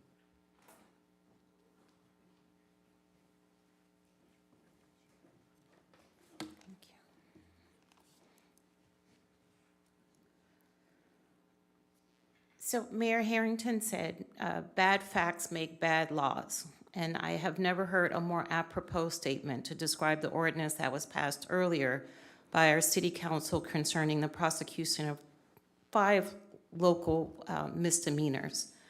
In this case, as is often the case, entities intending to promote their own self-serving agendas appropriate language from groups that actually seek to serve the public good. The Taxpayer Protection and Government Accountability Act is an initiative that will be on the 2024 November ballot and certainly sounds like something we all desire. In my first comment, I criticized the City Council for spending taxpayer dollars without accountability, but I promise you that this ordinance does nothing to protect the average citizen or to provide for more accountability. As with most of these ballot initiatives, you only need to follow the money to see who is going to benefit. The initiative was almost entirely funded by the California Business Roundtable, which represents mostly corporations and big business, the California NAIOP, which represents commercial real estate developers, and the Howard Jarvis Taxpayer Association, a nonprofit that, in my eyes, really represents kind of conservative Republican views on taxation. If it is passed, this initiative would change the California Constitution and result in a significant decrease in the funds available to cities for education, public safety, and social services. That's why it is opposed strongly by the League of California Cities, the California Professional Firefighters Association, the California State Council of Laborers, and the Service Employers International Union. I'm sorry, one more thing. According to the executive director of the, the executive director of the California State Association of Counties, this deceptive initiative would undermine the rights of local voters and their elected officials to make decisions on critical local services that residents rely upon.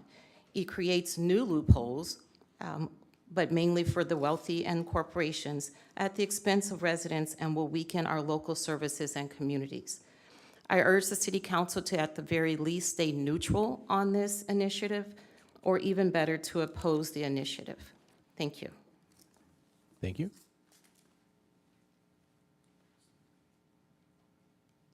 Is there anyone else in the audience who'd like to address council? Sorry, you only get one comment. No, you only get one comment. You've already spoken. Anyway, I would like to say that. No, you only get to speak for 3 minutes. You've completed your time. Oh, sorry. Everyone gets once. One bite at the apple. I appreciate you being eager, but that's it. Okay. Is there anyone else in the audience? Seeing none, I'll close public comment. We'll go to council discussion. Anyone like to start? Councilor Menchaca? Well, let's see, how do I say this? First of all, this is an initiative that's going to take place next year. I don't understand the rush. There are so many details here. You know, the devil's in the details. I think it's best for us, well, A, to take no action, let the voters decide. Individually, we can decide what we want to do. We can be as involved or not involved, but I would hate to have our city's name on any of this ballot initiative. I'd like to, before we put our name, and remember there are so many residents out there that will be surprised to see us even involved in something like this, because this is not typical. At least get more details. Let's at least get closer to 2020. This is a 2024 initiative. Why are we looking at this now? And if we do want to even consider it, let's wait and see how everything flushes out. I want to know what legislators are supporting it, which legislators are opposing it, which cities are participating, how they're participating, more information on the consequences, because of course, the short version is, it's going to benefit. But when you start going through the details, you'll start seeing that there are a lot of unintentional consequences that have been mentioned here already. I did take notice also, as one of the speakers said, who's already opposing it. And that alone already makes me pause. And so for me, I would like us to take no action, and if we have a majority who wants to do something, then at least let's just wait till next year. Let's let this take its course and learn more before we jump into anything. That's all I have. Thank you. Anyone else like to speak? Councilor Chan. Yeah, well, I disagree with my colleague, Councilwoman Menchaca. I mean, the way I look at it, I'm a lifelong California resident, and so I've lived here my whole life, and many of you, I'm just living here,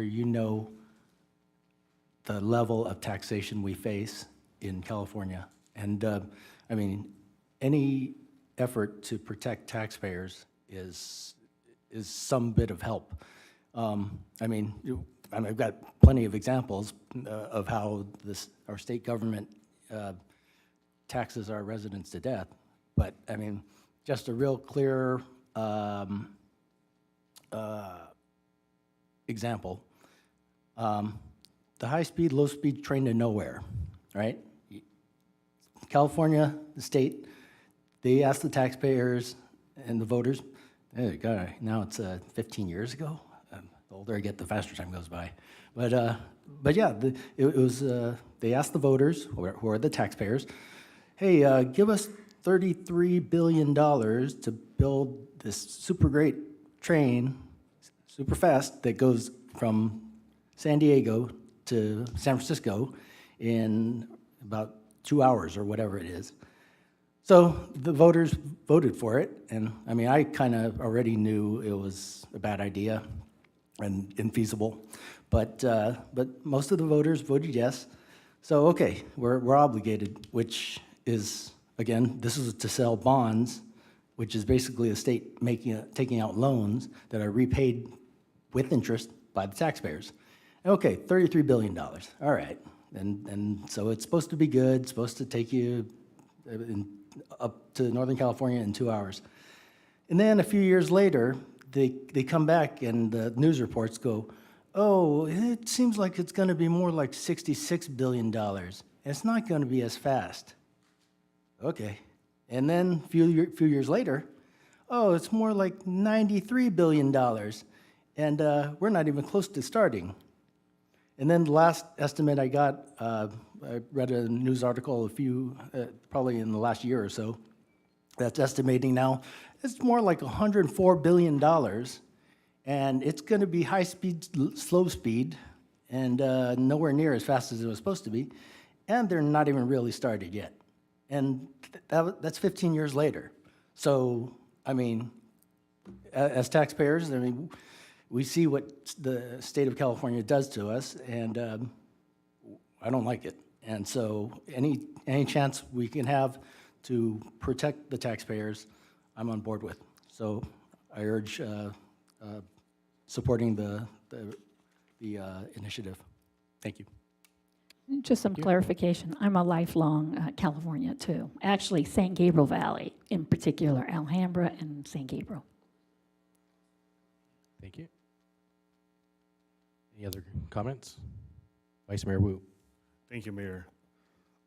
Every time when I read the agenda and the staff report, the first thing I will always read is the physical impact.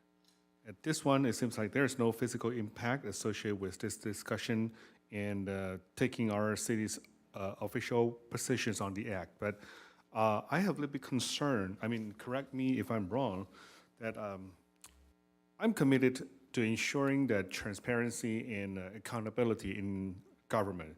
And I believe that the Taxpayer Protection and Government Accountability Act intention is to ensuring that taxpayer funds is used responsibly and that our government remains accountable to the people that we are serving. But what I really appreciate that the purpose of behind Taxpayer Protection and Government Accountability Act, I have a little bit concerned about the potential impact of efficiency and of a government operations. We have, from so far my understanding is we are adding some layers of oversight that requires that may limit our ability to deliver the service to our constituents. So I'm advocating the local control. Maybe Mayor can help me to clarify it. If we are supporting this act, are we losing our city local control? And because when I think about the reasonable, I really hope that our city, we can define our own reasonable definition. So before that, I think I would like to suggest maybe we can table this topic for further discussion. That's my view. Thank you. Thank you. I'd like to actually address that question that you gave to me. Local control is what this gives us. Right now, as it sits, before the way the legislature works right now, they can do a statewide initiative, do a tax, and LA County could get 10 cents back on the dollar, 5 cents back on the dollar. And it does happen all the time. San Gabriel could pay $1 worth of taxes and get zero service. Absolutely nothing. So that's how our tax system works right now. This would require it to stay local. That's one of the requirements of this. So if they take $1 out of LA County, it needs to be spent in LA County. So they can't take money here. And there's a lot of ways to do it. Like if they build a dam somewhere, they can say a certain percentage of the water or the power could go to San Gabriel so they could justify it. But they have to show it. They can't just say it. That's one part of this where it is transparent and it is local accountability. Because right now we have none. They can tax the metropolises, tax tax certain areas and then push it on to other areas. So that is one part of the local control. The second part, and I think it was addressed by one of the speakers, the fact that now there will be citizen oversight on spending, which there is none right now. That they can raise taxes in Sacramento, and you have no say in it other than who you're voting for. So this requires, just like if the city council wants to raise taxes, we can't do that. We can't raise taxes. We have to send it to the voters. That's all this is doing, saying, hey, if you want to raise taxes, Sacramento, send it to the voters every time. And I think that is the ultimate accountability and transparency, because then the voters are the ones deciding, not the legislators who happen to be the ones benefiting by being the ones that spend the money however they choose. So that's another component of what's going on here.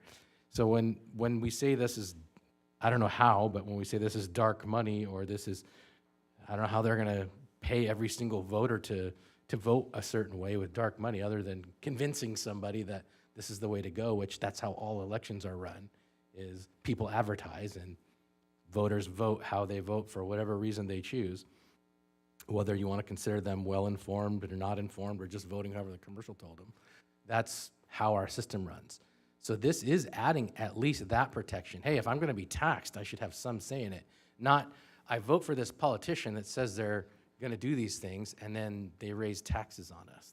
There's no transparency or accountability there. How many people know how their legislators voted on particular topics? I doubt very many people do, because I'm appalled at some of the things I see my representatives vote on, and especially when they're spending my money on things. So that is the transparency, and that is the local accountability. Councilwoman Chaka? Answering his question there? Pretty much. Pretty much, okay. I haven't got to my... Because you're on your roll, I know. Yeah, that's Well, not my but this is a perfect example, because he is not the expert. And so if we're going to be making decisions, I think it's appropriate to have on both sides. If you get someone who's opposing it, they're going to completely disagree with the mayor. And so I think it's very gracious of you to ask his opinion, but we're making decisions and we need facts. And, you know, anytime you have a ballot initiative or something of this nature, we need both sides. And I just think, I agree with you, it's best to table it, and let's get both sides, let's get the details before we as a city commit to anything. Thank you. Any other comments? Councilor Ding? Thank you, Mayor. Yeah, thanks the Mayor bring up this topic, and staff put on our agenda to discuss this state legislative issue. I think most of the resident voters, they don't want to raise more tax, include myself too, right? So the things is for this next year on the ballot, it's really help us reduce the tax. That's my question. Is it really help? Okay, and so because any measure, I want to see hopefully have the more detailed things. You know, we have previous allowed the proposition because they write a very good wording, but the inside it's not really good. Even right now, I just want to say some proposition they say it's good for the public safety, but result now, right? So it's the same thing. So we need to carefully to see it's really help. I also like a local control too. So is this proposition? It's really like a specify. Say, hey, this is like tax dollars. You should be some portion stay with our local city. So on the propositions, they have these kinds of specified things, right? They should be put on that. Then you can encourage. But also, you know, both sides say it's lose the local control. So how can we believe it? Which one is better? So I saw the city also financial, the physical impact also have some, say, based on the staff report, a potential financial effort at the ballot measure should be successful are difficult to estimate. Those in favor of the initial suggestion that the initial will be save the taxpayer millions of the dollars, and those opposed to initial suggest that the measure will be cost city millions of dollars in the lost revenue. So both sides, one side say will be reduced, one other side will be lost the city revenue. So it's really conflict, right? So I like the idea, right? We don't want like stay to even like first of all we just stay past the SB 9, so lost our affordable housing the local control too, right? That's reality. Where I want to say that this voice, right? But for this one, it's really help us. If it really help, let's say, hey, put on like a tax, like protect the taxpayer and keep our local control. I think that's the principle is good, but I want to see the detail. So it's really help our city. So for our current situation, because this is a really good topic, maybe we need to spend time, and on a ballot is next year, right? So for the city, I think it's also I want to let voter to make a decision, not us, the city council, to say, hey, our city voter should be supported or against it, right? So that's, I think personally right now, I think it's maybe stay neutral and let whatever all the council member, if you personally, you in your community, you can encourage people to support it or against it, right? So maybe that's the proper way to do that. Yeah, that's my comment. Thank you. I'd like to just address a few of those, Tony. This actually does say that. It's section 14 of this bill when you read it. So right now, we, the city, is held to the standard that when we write a law, it has to be, or have a tax, we have to spend it on what we say we're spending it on. Right now, that standard is not held to the state. So what it's saying is a state law, section 14, all property taxed by, and it used to be local government. It says all property taxed by state or local government shall be assessed in the county and in the district in which it's situated. What that basically means is right now, the way it operates, the state can tax us and move that money out of San Gabriel. And they do it all the time. We don't get dollar for dollar what San Gabriel pays in taxes, either federally or by the state. California is a net deficit. We pay more in taxes as people that leave our state, and we don't get the same amount in return. Some states benefit a lot more than California from our tax dollars, which is fine. That's just the way our government works. But what we're saying is we don't want our state government to work like our federal government. We want our state government to say, if you're going to tax San Gabriel, that money should be spent in San Gabriel. Unless there's a nexus to services provided to us, why are we paying for someone else's services?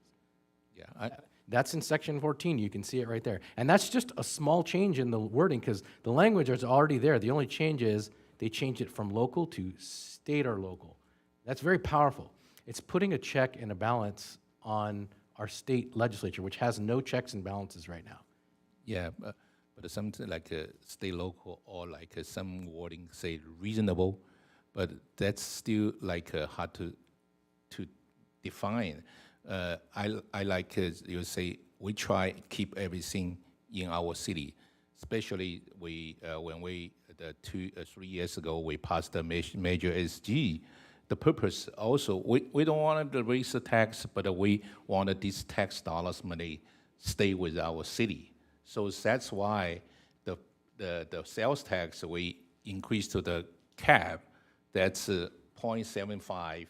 It's still stay in our city. And the last couple of years, I think city manager also have a chance to use this money to paving our street, to paving our mission playhouse, the parking lot, right? So we have extra. That's really good idea. I like this kind of idea to stay with the city, but for this proposition is, I understand you're reading this wording, but still not really specify what's the percentage will be stay with our local city. Okay. Yeah. 100. If 100, that's good. That's all they're doing. They're changing one little thing. If you're taking money from us, it's coming back to us. Yeah. That's the whole idea, is keeping it local. That's why it's taxpayer protection.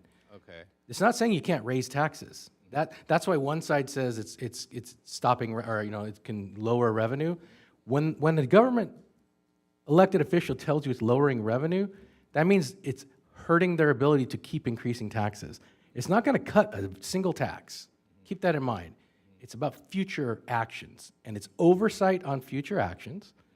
So when the state does a tax, the voters get a say in it. Right now, you don't. You don't have a say in that. So under your scenario, just like Measure SG, that was a preemptive measure by the residents of San Gabriel to keep our sales tax in our city rather than going to the county. Yes. There's no such thing on other taxes. This is adding the same idea to the state level. So now we will have a scheme that says, okay, Sacramento, you're going to write all these new taxes. If it passes, if the people say, yes, we agree with you, and the people are now doing the oversight, they have an incentive, if it's a good idea, to do it, because then it's staying with us. So if it came to you and said, hey, Tony, we want to tax you, but we're going to put all your money in Chico, California, are you going to vote for that? Probably not. I don't want to pay taxes for Chico, California. And Chico probably doesn't want to pay taxes for San Gabriel. But if you said, hey, we're gonna pave streets in San Gabriel with this money, and in fact, I think a lot of people would say, yeah, we've done a good job of paving streets. It's because of Measure SG and things like that. Imagine if we started receiving a lot more of our money, because what's our tax rate for the city of San Gabriel? Just the city portion. No, just the city portion of sales tax. Oh, the sales tax. Ours is 3/4. I'm sorry. We get the 3/4% Measure SG, and we get the 1%. So we're 1 3/4, and the sales tax rate's 10.5. Yeah. How much is the state taking of that? So they take a whole bunch of our money, and it goes into things that are good. Don't get me wrong. Well, they do some good. But I would argue that we would get a heck of a lot more money in San Gabriel if that money was required to be spent here. Not just here, but so when they spend money on a freeway, they'd have to tell us how much of that is for San Gabriel. When they spend money on a bridge, they'd have to tell us how much of that is for San Gabriel. It's a lot more transparent. Other than just that money right now goes into a black hole and no one knows where it goes. It's mixed up and then we don't know. This, yes, it will cost some administrative money. It will cost the state more money to be able to account to us and say, we pulled this much from San Gabriel, here's how much we took from you, and here's how much we gave back to you. It's actual accounting, believe it or not. The government, like we're held to that standard as a city. We have to give a budget and say what we're spending our money on. The California state budget doesn't have to divide it by city. It doesn't have to tell you what, they're just saying we're taking this and we're spending it how we like. Keep voting for us. Yeah, but what we're saying is no, the voters want to say, okay, we approve of your plan to spend this money, but keep it here. I'll argue that it's going to put a heck of a lot more money in San Gabriel. That's why a lot of these agencies say, no, we don't want this, because they're going to lose out on all the money dripping from Sacramento into their pockets. When I say special interest, you want to see how much money comes out of Sacramento? Billions. It's not going into San Gabriel. I can show you every dollar that's taxed at the state level from San Gabriel, we probably get 30 cents on the dollar back in services. Where's the rest of that going? And that's what we can account for. It could be 100. It could be $1 for $1. There's no transparency. We don't know. There's no requirement for anyone to tell us that. This requires. That's where the transparency comes in. So my question, if the proposition try to do the very simple wording, okay, especially just say, is any dollar money will be stay with the city of San Gabriel? Maybe help us to support it, right? And also having people from the other side explain. For example, the League of California Cities is the only advocacy group here that we have that protects all cities. They are looking for local control. That was a major topic in the conference that I went to recently. I would love to have them come here and explain this, because clearly, Mayor, you're very passionate about it, and it's one of your great qualities. But we're making a key decision here. We need both sides to be responding. We can be here a long time and prefer not to be. If we want to have more discussion, great. I agree with Councilmember Ding. I'd rather not get involved at all. But, if we are going to have these deep discussions, we need both sides, and we don't need council members to be preaching to us, what this law means. We need to hear from others. Well, I don't know that it's preaching as much as it's very simple. It's right here. It's the attachment B. You read it, there's 4 pages, 3 pages. Mayor, can I have a suggestion? So right now, I think staff need a direction. And rather than stay on the neutral, maybe we do like we try bring back to study more detail, not a really rush to make a decision. Then have the deep thought, then we can make a decision. Can we do that? That's my suggestion. Of course, I always want discussion. And I would like to bring in the League of Cities, and then they can explain to us how supporting SB 9 is local control, because they didn't take a position on that. Yeah. They did not advocate for us, and I'd love to get them here, because that's why I've advocated for, same as Redondo Beach, just not even being part of that organization, because they don't represent our interests anymore. They did probably 5 or 6 years ago. I would love to get a League of Cities representative here to ask them Let's do that. Why don't you represent Well, us? and I'd like to just, again, give this time to kind of bake, I guess, and maybe give it more time, not bring it to our next agenda, but let's wait 6 months. Let's just wait till 2024, where things are starting to really come to fruition, and we really understand the details, because that was a great point you made, Councilmember Ding, about Prop 49. We all thought, public safety, and, lots of regret there. So anyway, so yeah, I think that's a great suggestion. Well, I voted no on that, but I voted no on that. I read it. Imagine that. I read this, and if you read this, it's very simple. There's not a whole lot to this. While it's a long attachment, all the changes are redlined. They're very simple. It's basically putting on the state what's on the local. So if it's good for local, why isn't it good for state? And I will tell you, it's because right now they have a racket going, and that racket is fleecing local pockets, and they're pushing them to their. You want to talk about special interests? Go to Sacramento and watch how our money is spent. Anyone that goes to that city can see it. So I wouldn't want to wait 6 months in this. I'd say if we're going to table this, which it looks like we have 3 people that want to table it, I would suggest we bring it back in no less than 3 months, because because I don't want to wait to see what other people say. That's not leadership. I don't want to wait to see what other cities are doing. I mean, I want to get on this, because we're going to have about 12 other initiatives that we're going to be looking at. And I really think the city in the past hasn't taken positions, and I really think we should, because it makes a statement. And this may be the thing that someone that doesn't have the time to do research, doesn't read the actual, because I read every single proposition that comes along. I'm one of those. I read the initiatives. I don't read the arguments for and against. I read the initiatives, because that's what I do. Most people don't do that. So if someone sees this and says, oh, the city of San Gabriel, the city council is supporting this, that adds weight, and that's the whole idea here. I appreciate that you want to get further information, and I agree, don't rush it, but at the same time, I don't think that helps something like this get passed if we're waiting so that it's too late, no one even knows that we support it. I'd like to be on that list of supporters if we're going to support it. Or if we don't, we should probably be on the list of cities that don't support it. Or not even take any action. You mentioned 12 initiatives. There's 12 initiatives There's a we're lot. going to be looking at. I mean, as a city, is that something we really want to be doing? We have a policy that says if a council member wants to bring it, we can. So you're going to bring us 12 initiatives? The ones that I want, I mean, you can bring the ones you'd like to. I'm going to start bringing these. Yeah, that's. I really think we should get early on these. Just want to prepare for that, yes. Yeah. Okay. So do we have any motions? Do you need a motion or Bring just something direction? back. Well, I'd like to bring it back. I'd like to have an official motion to table, because that's a motion if you want to table this. I'll motion to table, but I would motion to table it for 6 months. Any seconds on that? I second, yeah. Would you accept an amendment to bring it to 3? No. Okay.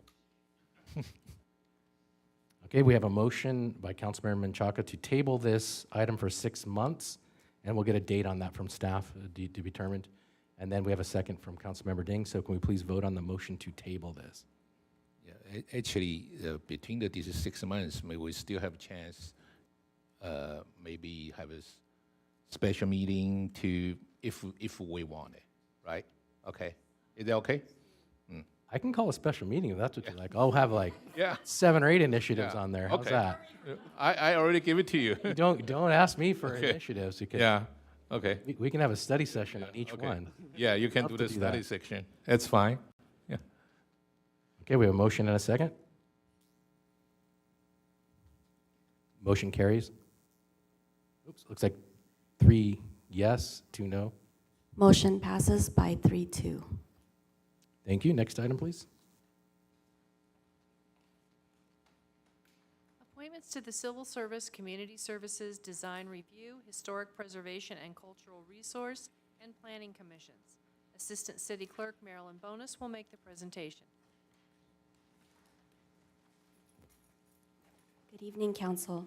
On April 26 and 27, interviews were held for the Civil Service Commission, Community Services Commission, Design Review Commission, Historic Preservation and Cultural Resource Commission, and the Planning Commission. A total of 22 applications were received and 19 applicants were interviewed.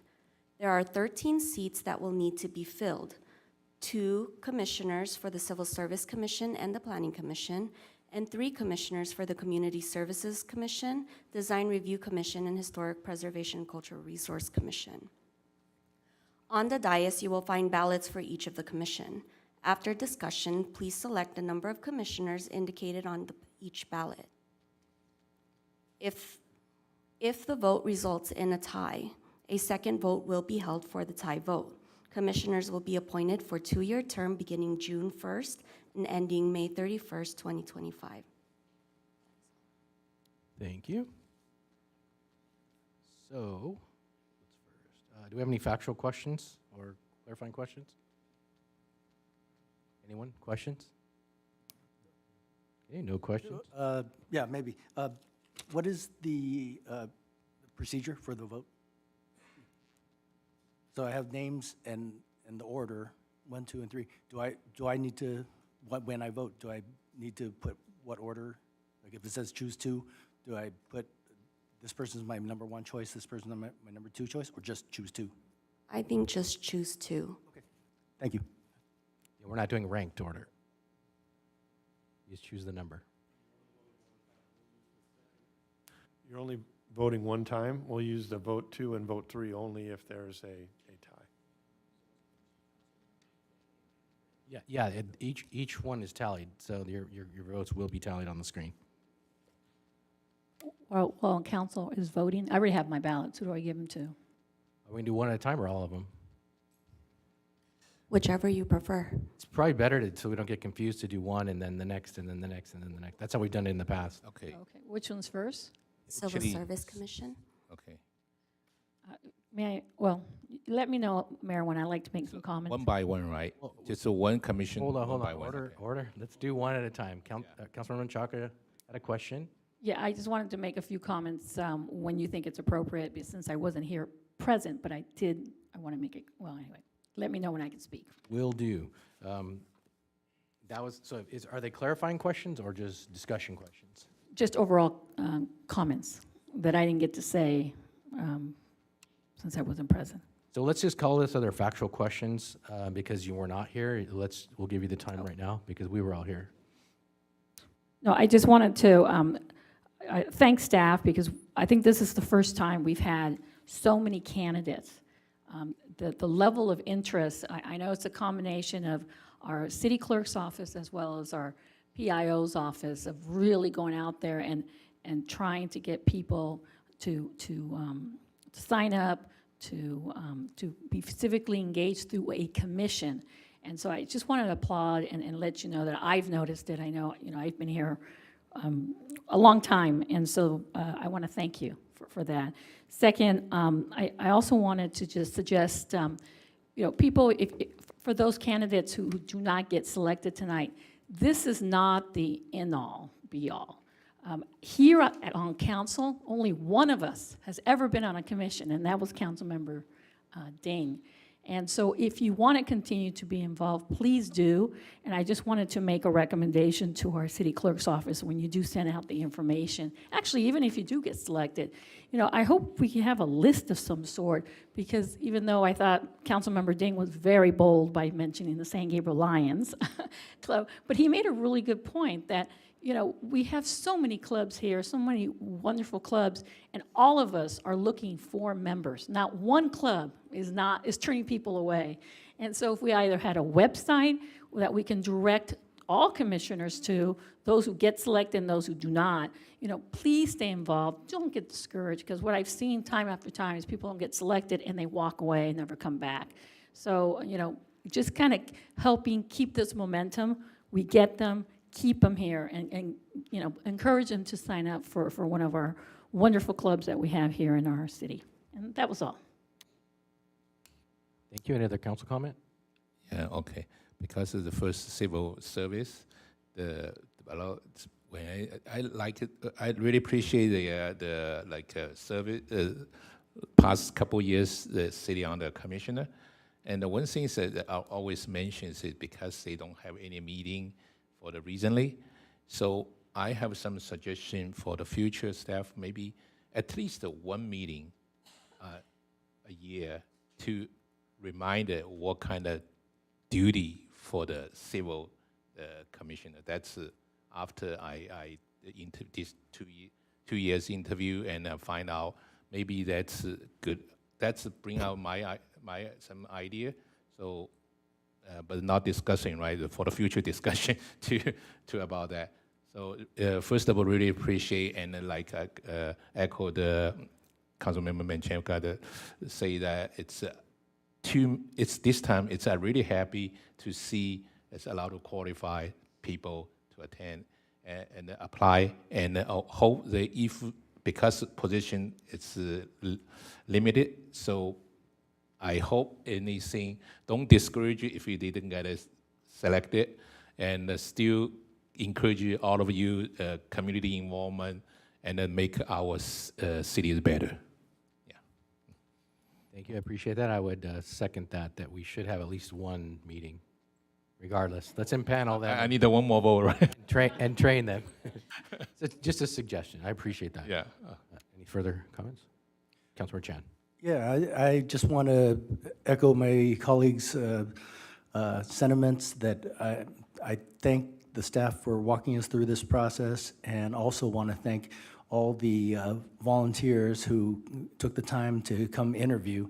And yeah, it makes me very proud to be a San Gabriel resident, that so many people want to be involved in the community. And good luck to everyone, but like we said, we can't choose everybody, but even if you don't get chosen, please stay involved, and maybe interview again next time, apply again next time. Thank you. Thank you. Thank you, Mayor. Thank you, everyone. Let's vote. No, I'm trying to make it short, but thank you. I like that. You know, so do we have any public comments, City Clerk? No public comments. Is there anyone in the audience like to address council? Seeing none, I will close public comment. So the first up is Civil Service Commission. So please take your time to contemplate and mark your vote. Who do we give our vote The to? Maryland Collective.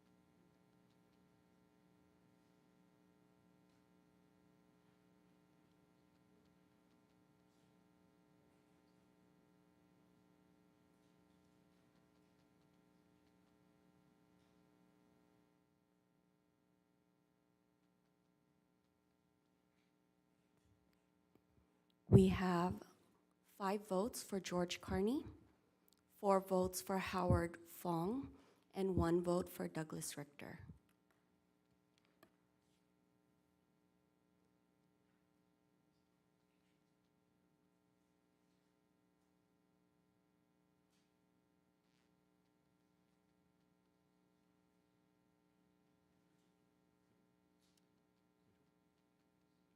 Next up, Community Services Commission. So we can vote now. I'm still selecting, so just let. What's the meaning 1, 2, 3? If we vote and there's not 3 people selected on the first round, the highest or first and second place will be selected, and then we will go to a second round to pick the third person. Because there's 3 here, it's likely that all 5 of us aren't gonna pick the same 3. So one person almost always has to be, either 1 or 2 have to be at the top, or there might be 3. So we would go to, if there's 3 selected, we won't go to a second vote. If there's 1 or 2 selected, we would go to a second vote. If there's there's only 1 remaining, we go to a third vote. Okay, all right. Understand.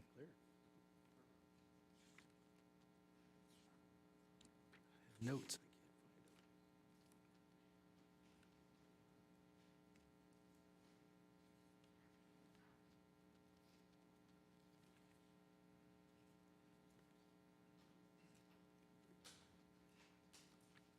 Trying to get to my notes, hold on.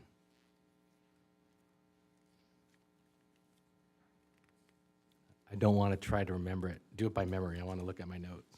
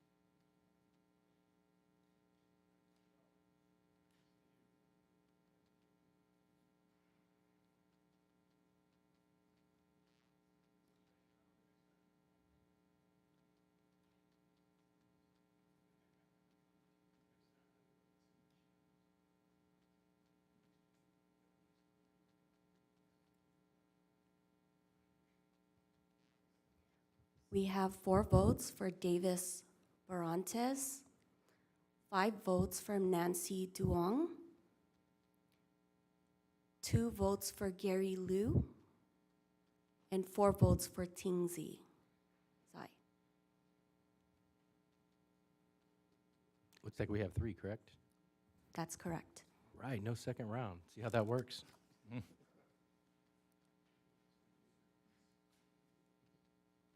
All right, so next is Design Review Commission.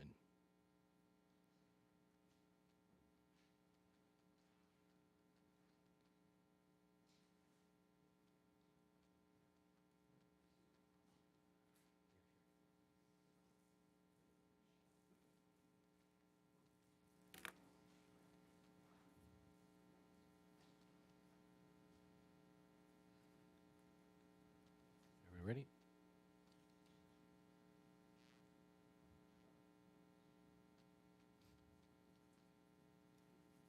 Wait, Marilyn, hold on.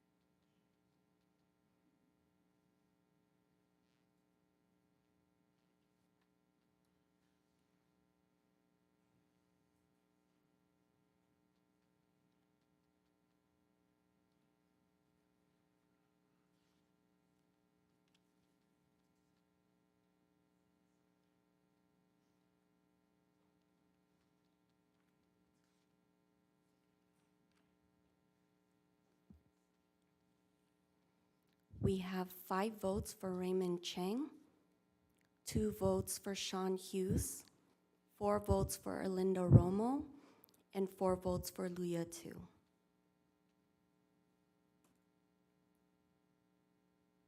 Okay, so no second round required.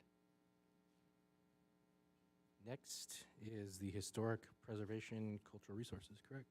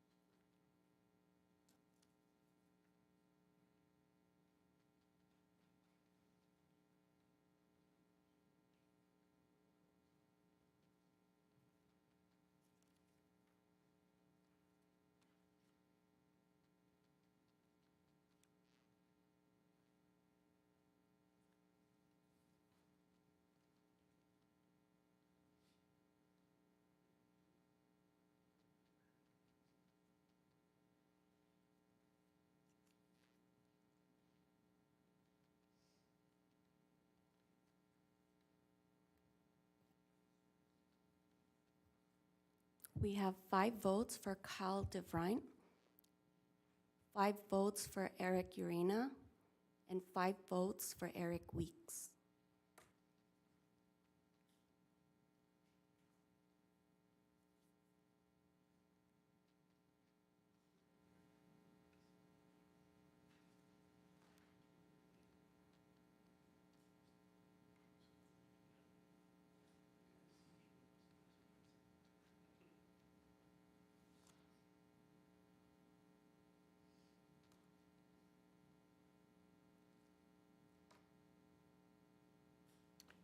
Okay, so no second vote needed.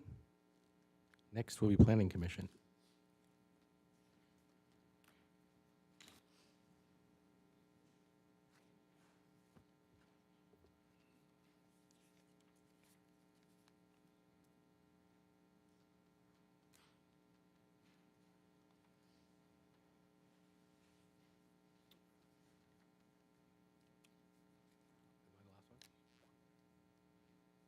Sorry, I'm being contemplative. I'm reading my notes.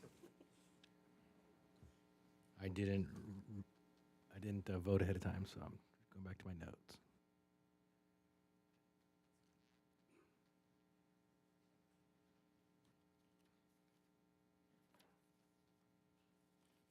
Here we go.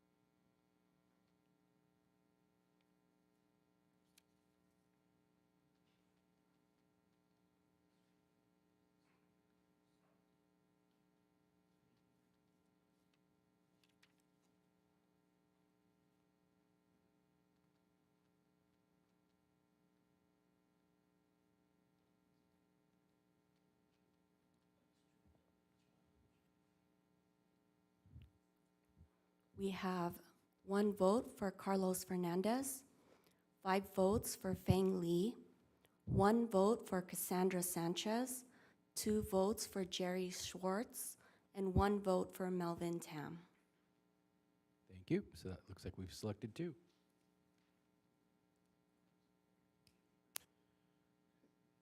Mayor and council, thank you so much for putting your votes together.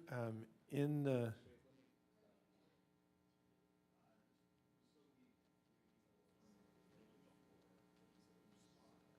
The ballot said 2.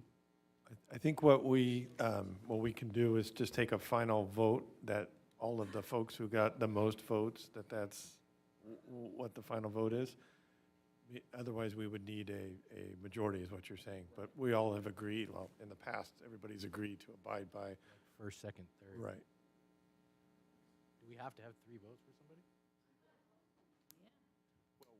We need 3 votes to, because you have 5 present, we need 3 votes to pass anything.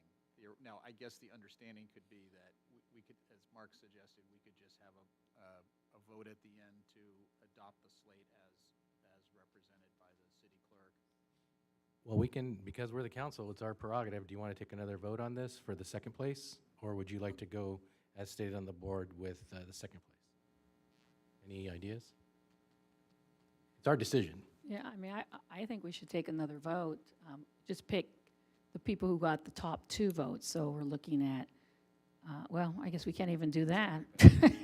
No, I mean, Feng Li's out. I mean, he was selected, so that's not a problem. But I just feel we should be, at least a majority of us should vote for the second person, just like we've done with Feng Li. I think we should take another vote. All right, we can do that. We have agreement? We want to vote again? Is there anybody that's going to change their vote? That's a good question. We have to, because we can't vote for Feng. Oh, for for the the same second person. person. Yeah, well, We could be stuck here all night. Well, we can take a second vote and see if we're stuck. If we're stuck, then we can just say we'll stay with whomever we chose. Let's go to a second round. The question is, any people will be changing their mind?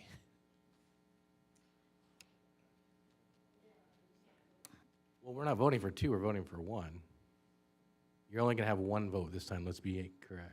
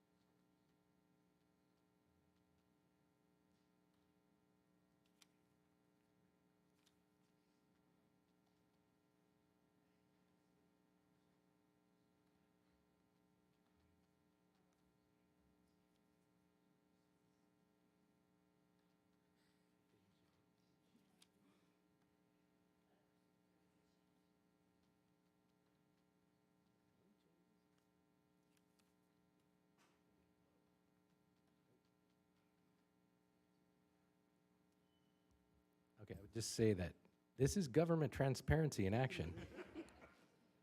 When I would just say when I was first on council, it used to be the mayor appointed all the commissioners. Just so you know, there were no interviews, no nothing. This is a much better way to do it, and the public gets to see our votes, they get to see the interviews. But with that, we still didn't come to 3, so I think our original agreement of the top 2 nominees, if someone wants to just make it official, we could nominate, looks like Jerry got 2 votes, so he's the top vote getter in this round. Does anyone like to just nominate? Yeah, I'll make a motion, just move on. Okay, any second to that? I'll second. Thank you, so we have a motion and a second. And what I'll do with this, I think we will adopt everything at once rather than on just this, so we'll go with the council's direction to staff. We will put the slate that we put forward, and that would be the motion. Yes. You need clarifying? Just if I can add one thing to that motion, would be to place everybody else on a waiting list, everybody who didn't get selected, and then If we have any vacancies in the next year, we can just bring that person back to the council from the waiting list rather than have to do interviews and applications all over again. So are you ranking them, or are you just putting them all on a waiting list and we would vote? We'll put them all on the waiting list and bring them all back for the council to consider. Is the maker of the motion amenable to that amendment? Okay. Yeah, Mayor, you just go Second? ahead and do it, yeah. Yep, second's amenable to that amendment. Denise, you were second, right?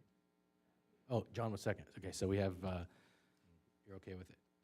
Okay, we're good. Let's vote on the appointment from council.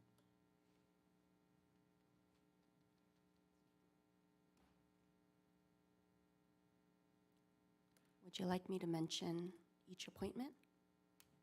Is that required, or can we just do it by slate? Yeah, because we have a record of what we voted, so I think we can go with what the council voted on. Motion passes by a vote of 5-0. Thank you, everybody. Next item, please. Mr. Mayor, I have no additional speaker cards. Looks like we have one public comment. I didn't fill out a card.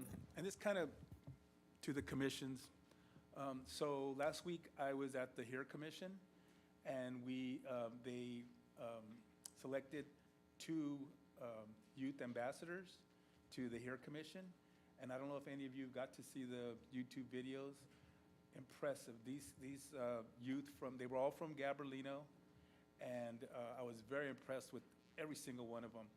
And I kind of like to recommend that maybe we, or advocate for, maybe we have commissioners, ambassadors to some of the other commissions, like maybe the Community Services Commission, to maybe get some input from them as to some of the things that we do within the city. Because if you have a chance, go on YouTube and look at, I think it was April the 25th, these youth, I mean, they're amazing.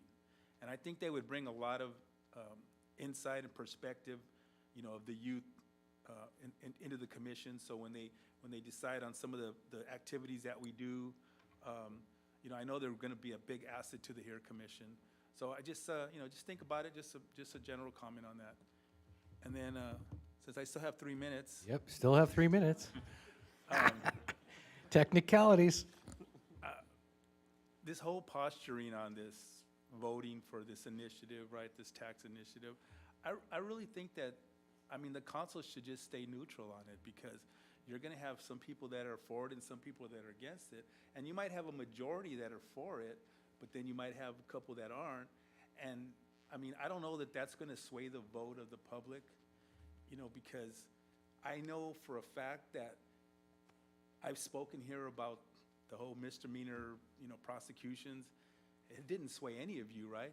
I wasn't the only one that spoke, but no one, absolutely no one spoke in favor of it. So just kind of think about, coming from this to you and then now from you to us, right? I think it would be best just to stay neutral on any kind of initiative. Let people who vote, let them make their own decision. You all have a platform outside of here where you could advocate for an initiative or a measure or whatever it is on your own, but kind of keep the city in general, because whatever you guys come up with, that's going to reflect on everyone in the city. So those kind of issues, I think, that whatever resolution you pass on that today means absolutely nothing, right? Means absolutely nothing.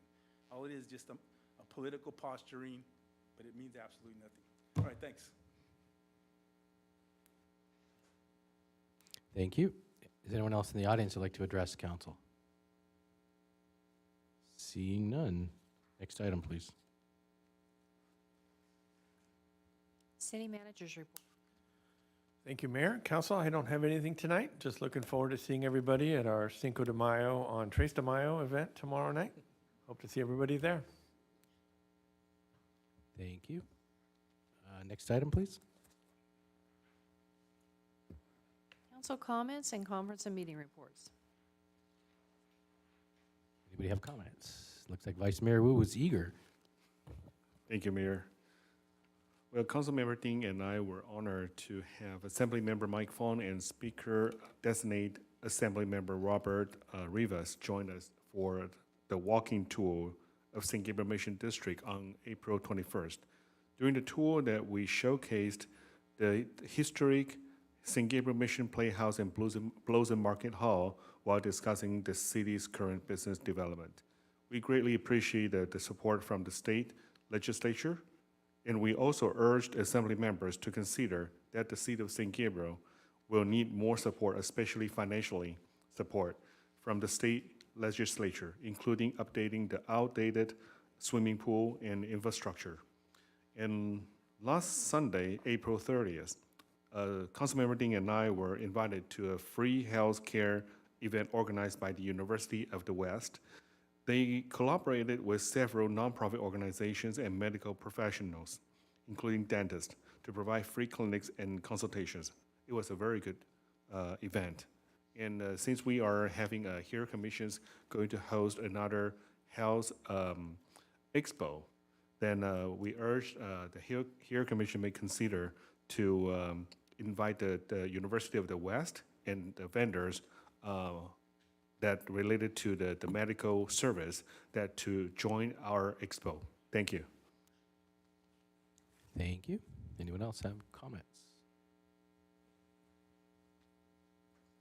Councilor Chan. Yeah, just real brief. Last Friday, I attended the monthly St. Gabriel Chamber of Commerce breakfast at the Elks Club. The speakers spoke on elder care issues, and it was presented by a company called Trinity Estates. They run deluxe full-service senior care homes. I think they're up to like 4 different homes right now in Arcadia. What they do is the company buys homes and then retrofits them to make the doors wider and puts in the walk-in showers and everything that elder care providers would need to do. And yeah, it's a very interesting operation, and they're very full service and deluxe and expensive. But you know, they seem to be running a pretty interesting operation, and they came and spoke on elder care issues. So that's all I have. Thank you. Yield my time. Thank you.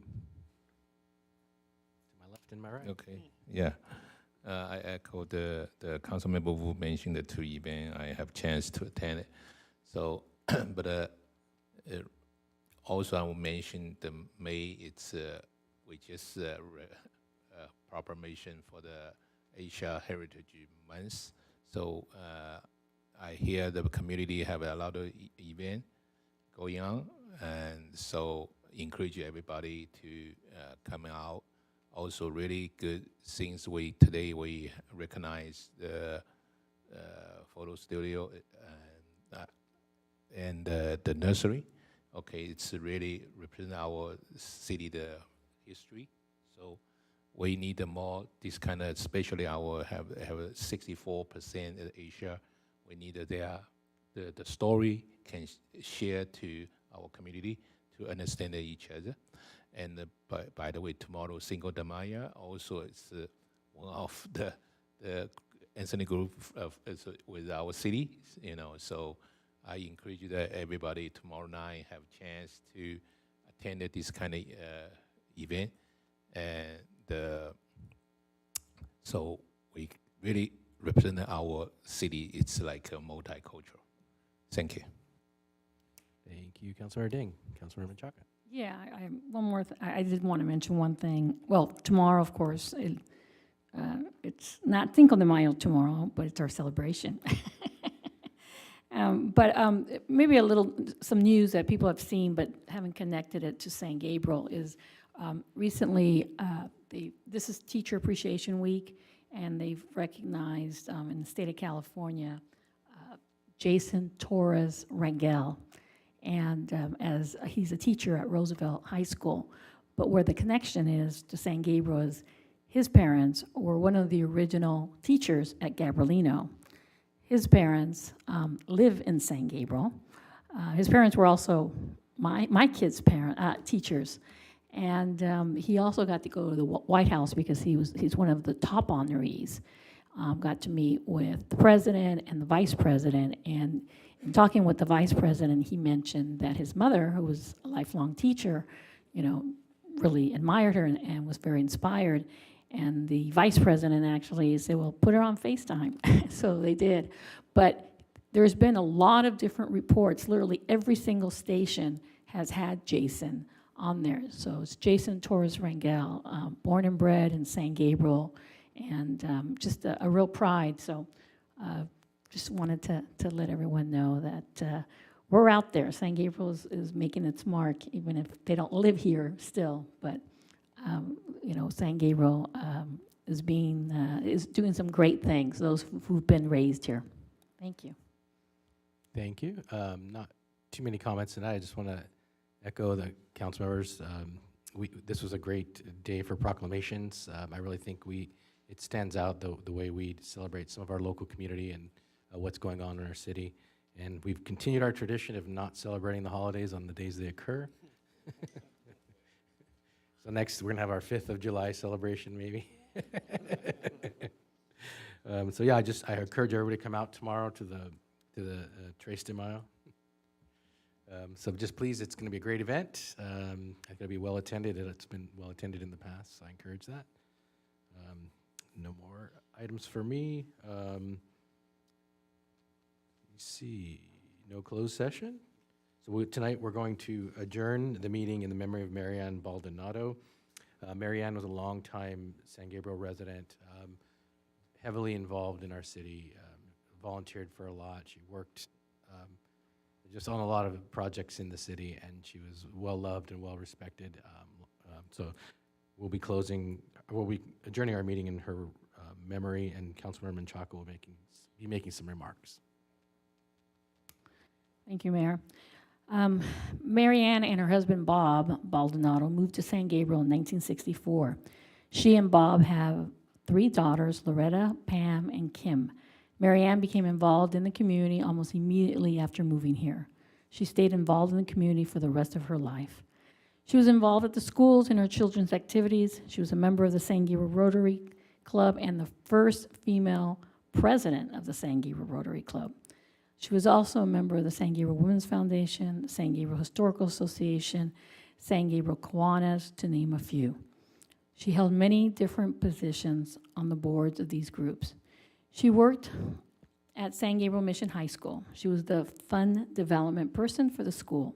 She worked at the Mission Lodge and Assisted Living Center and enjoyed her work there, helping many others adjust to a different lifestyle.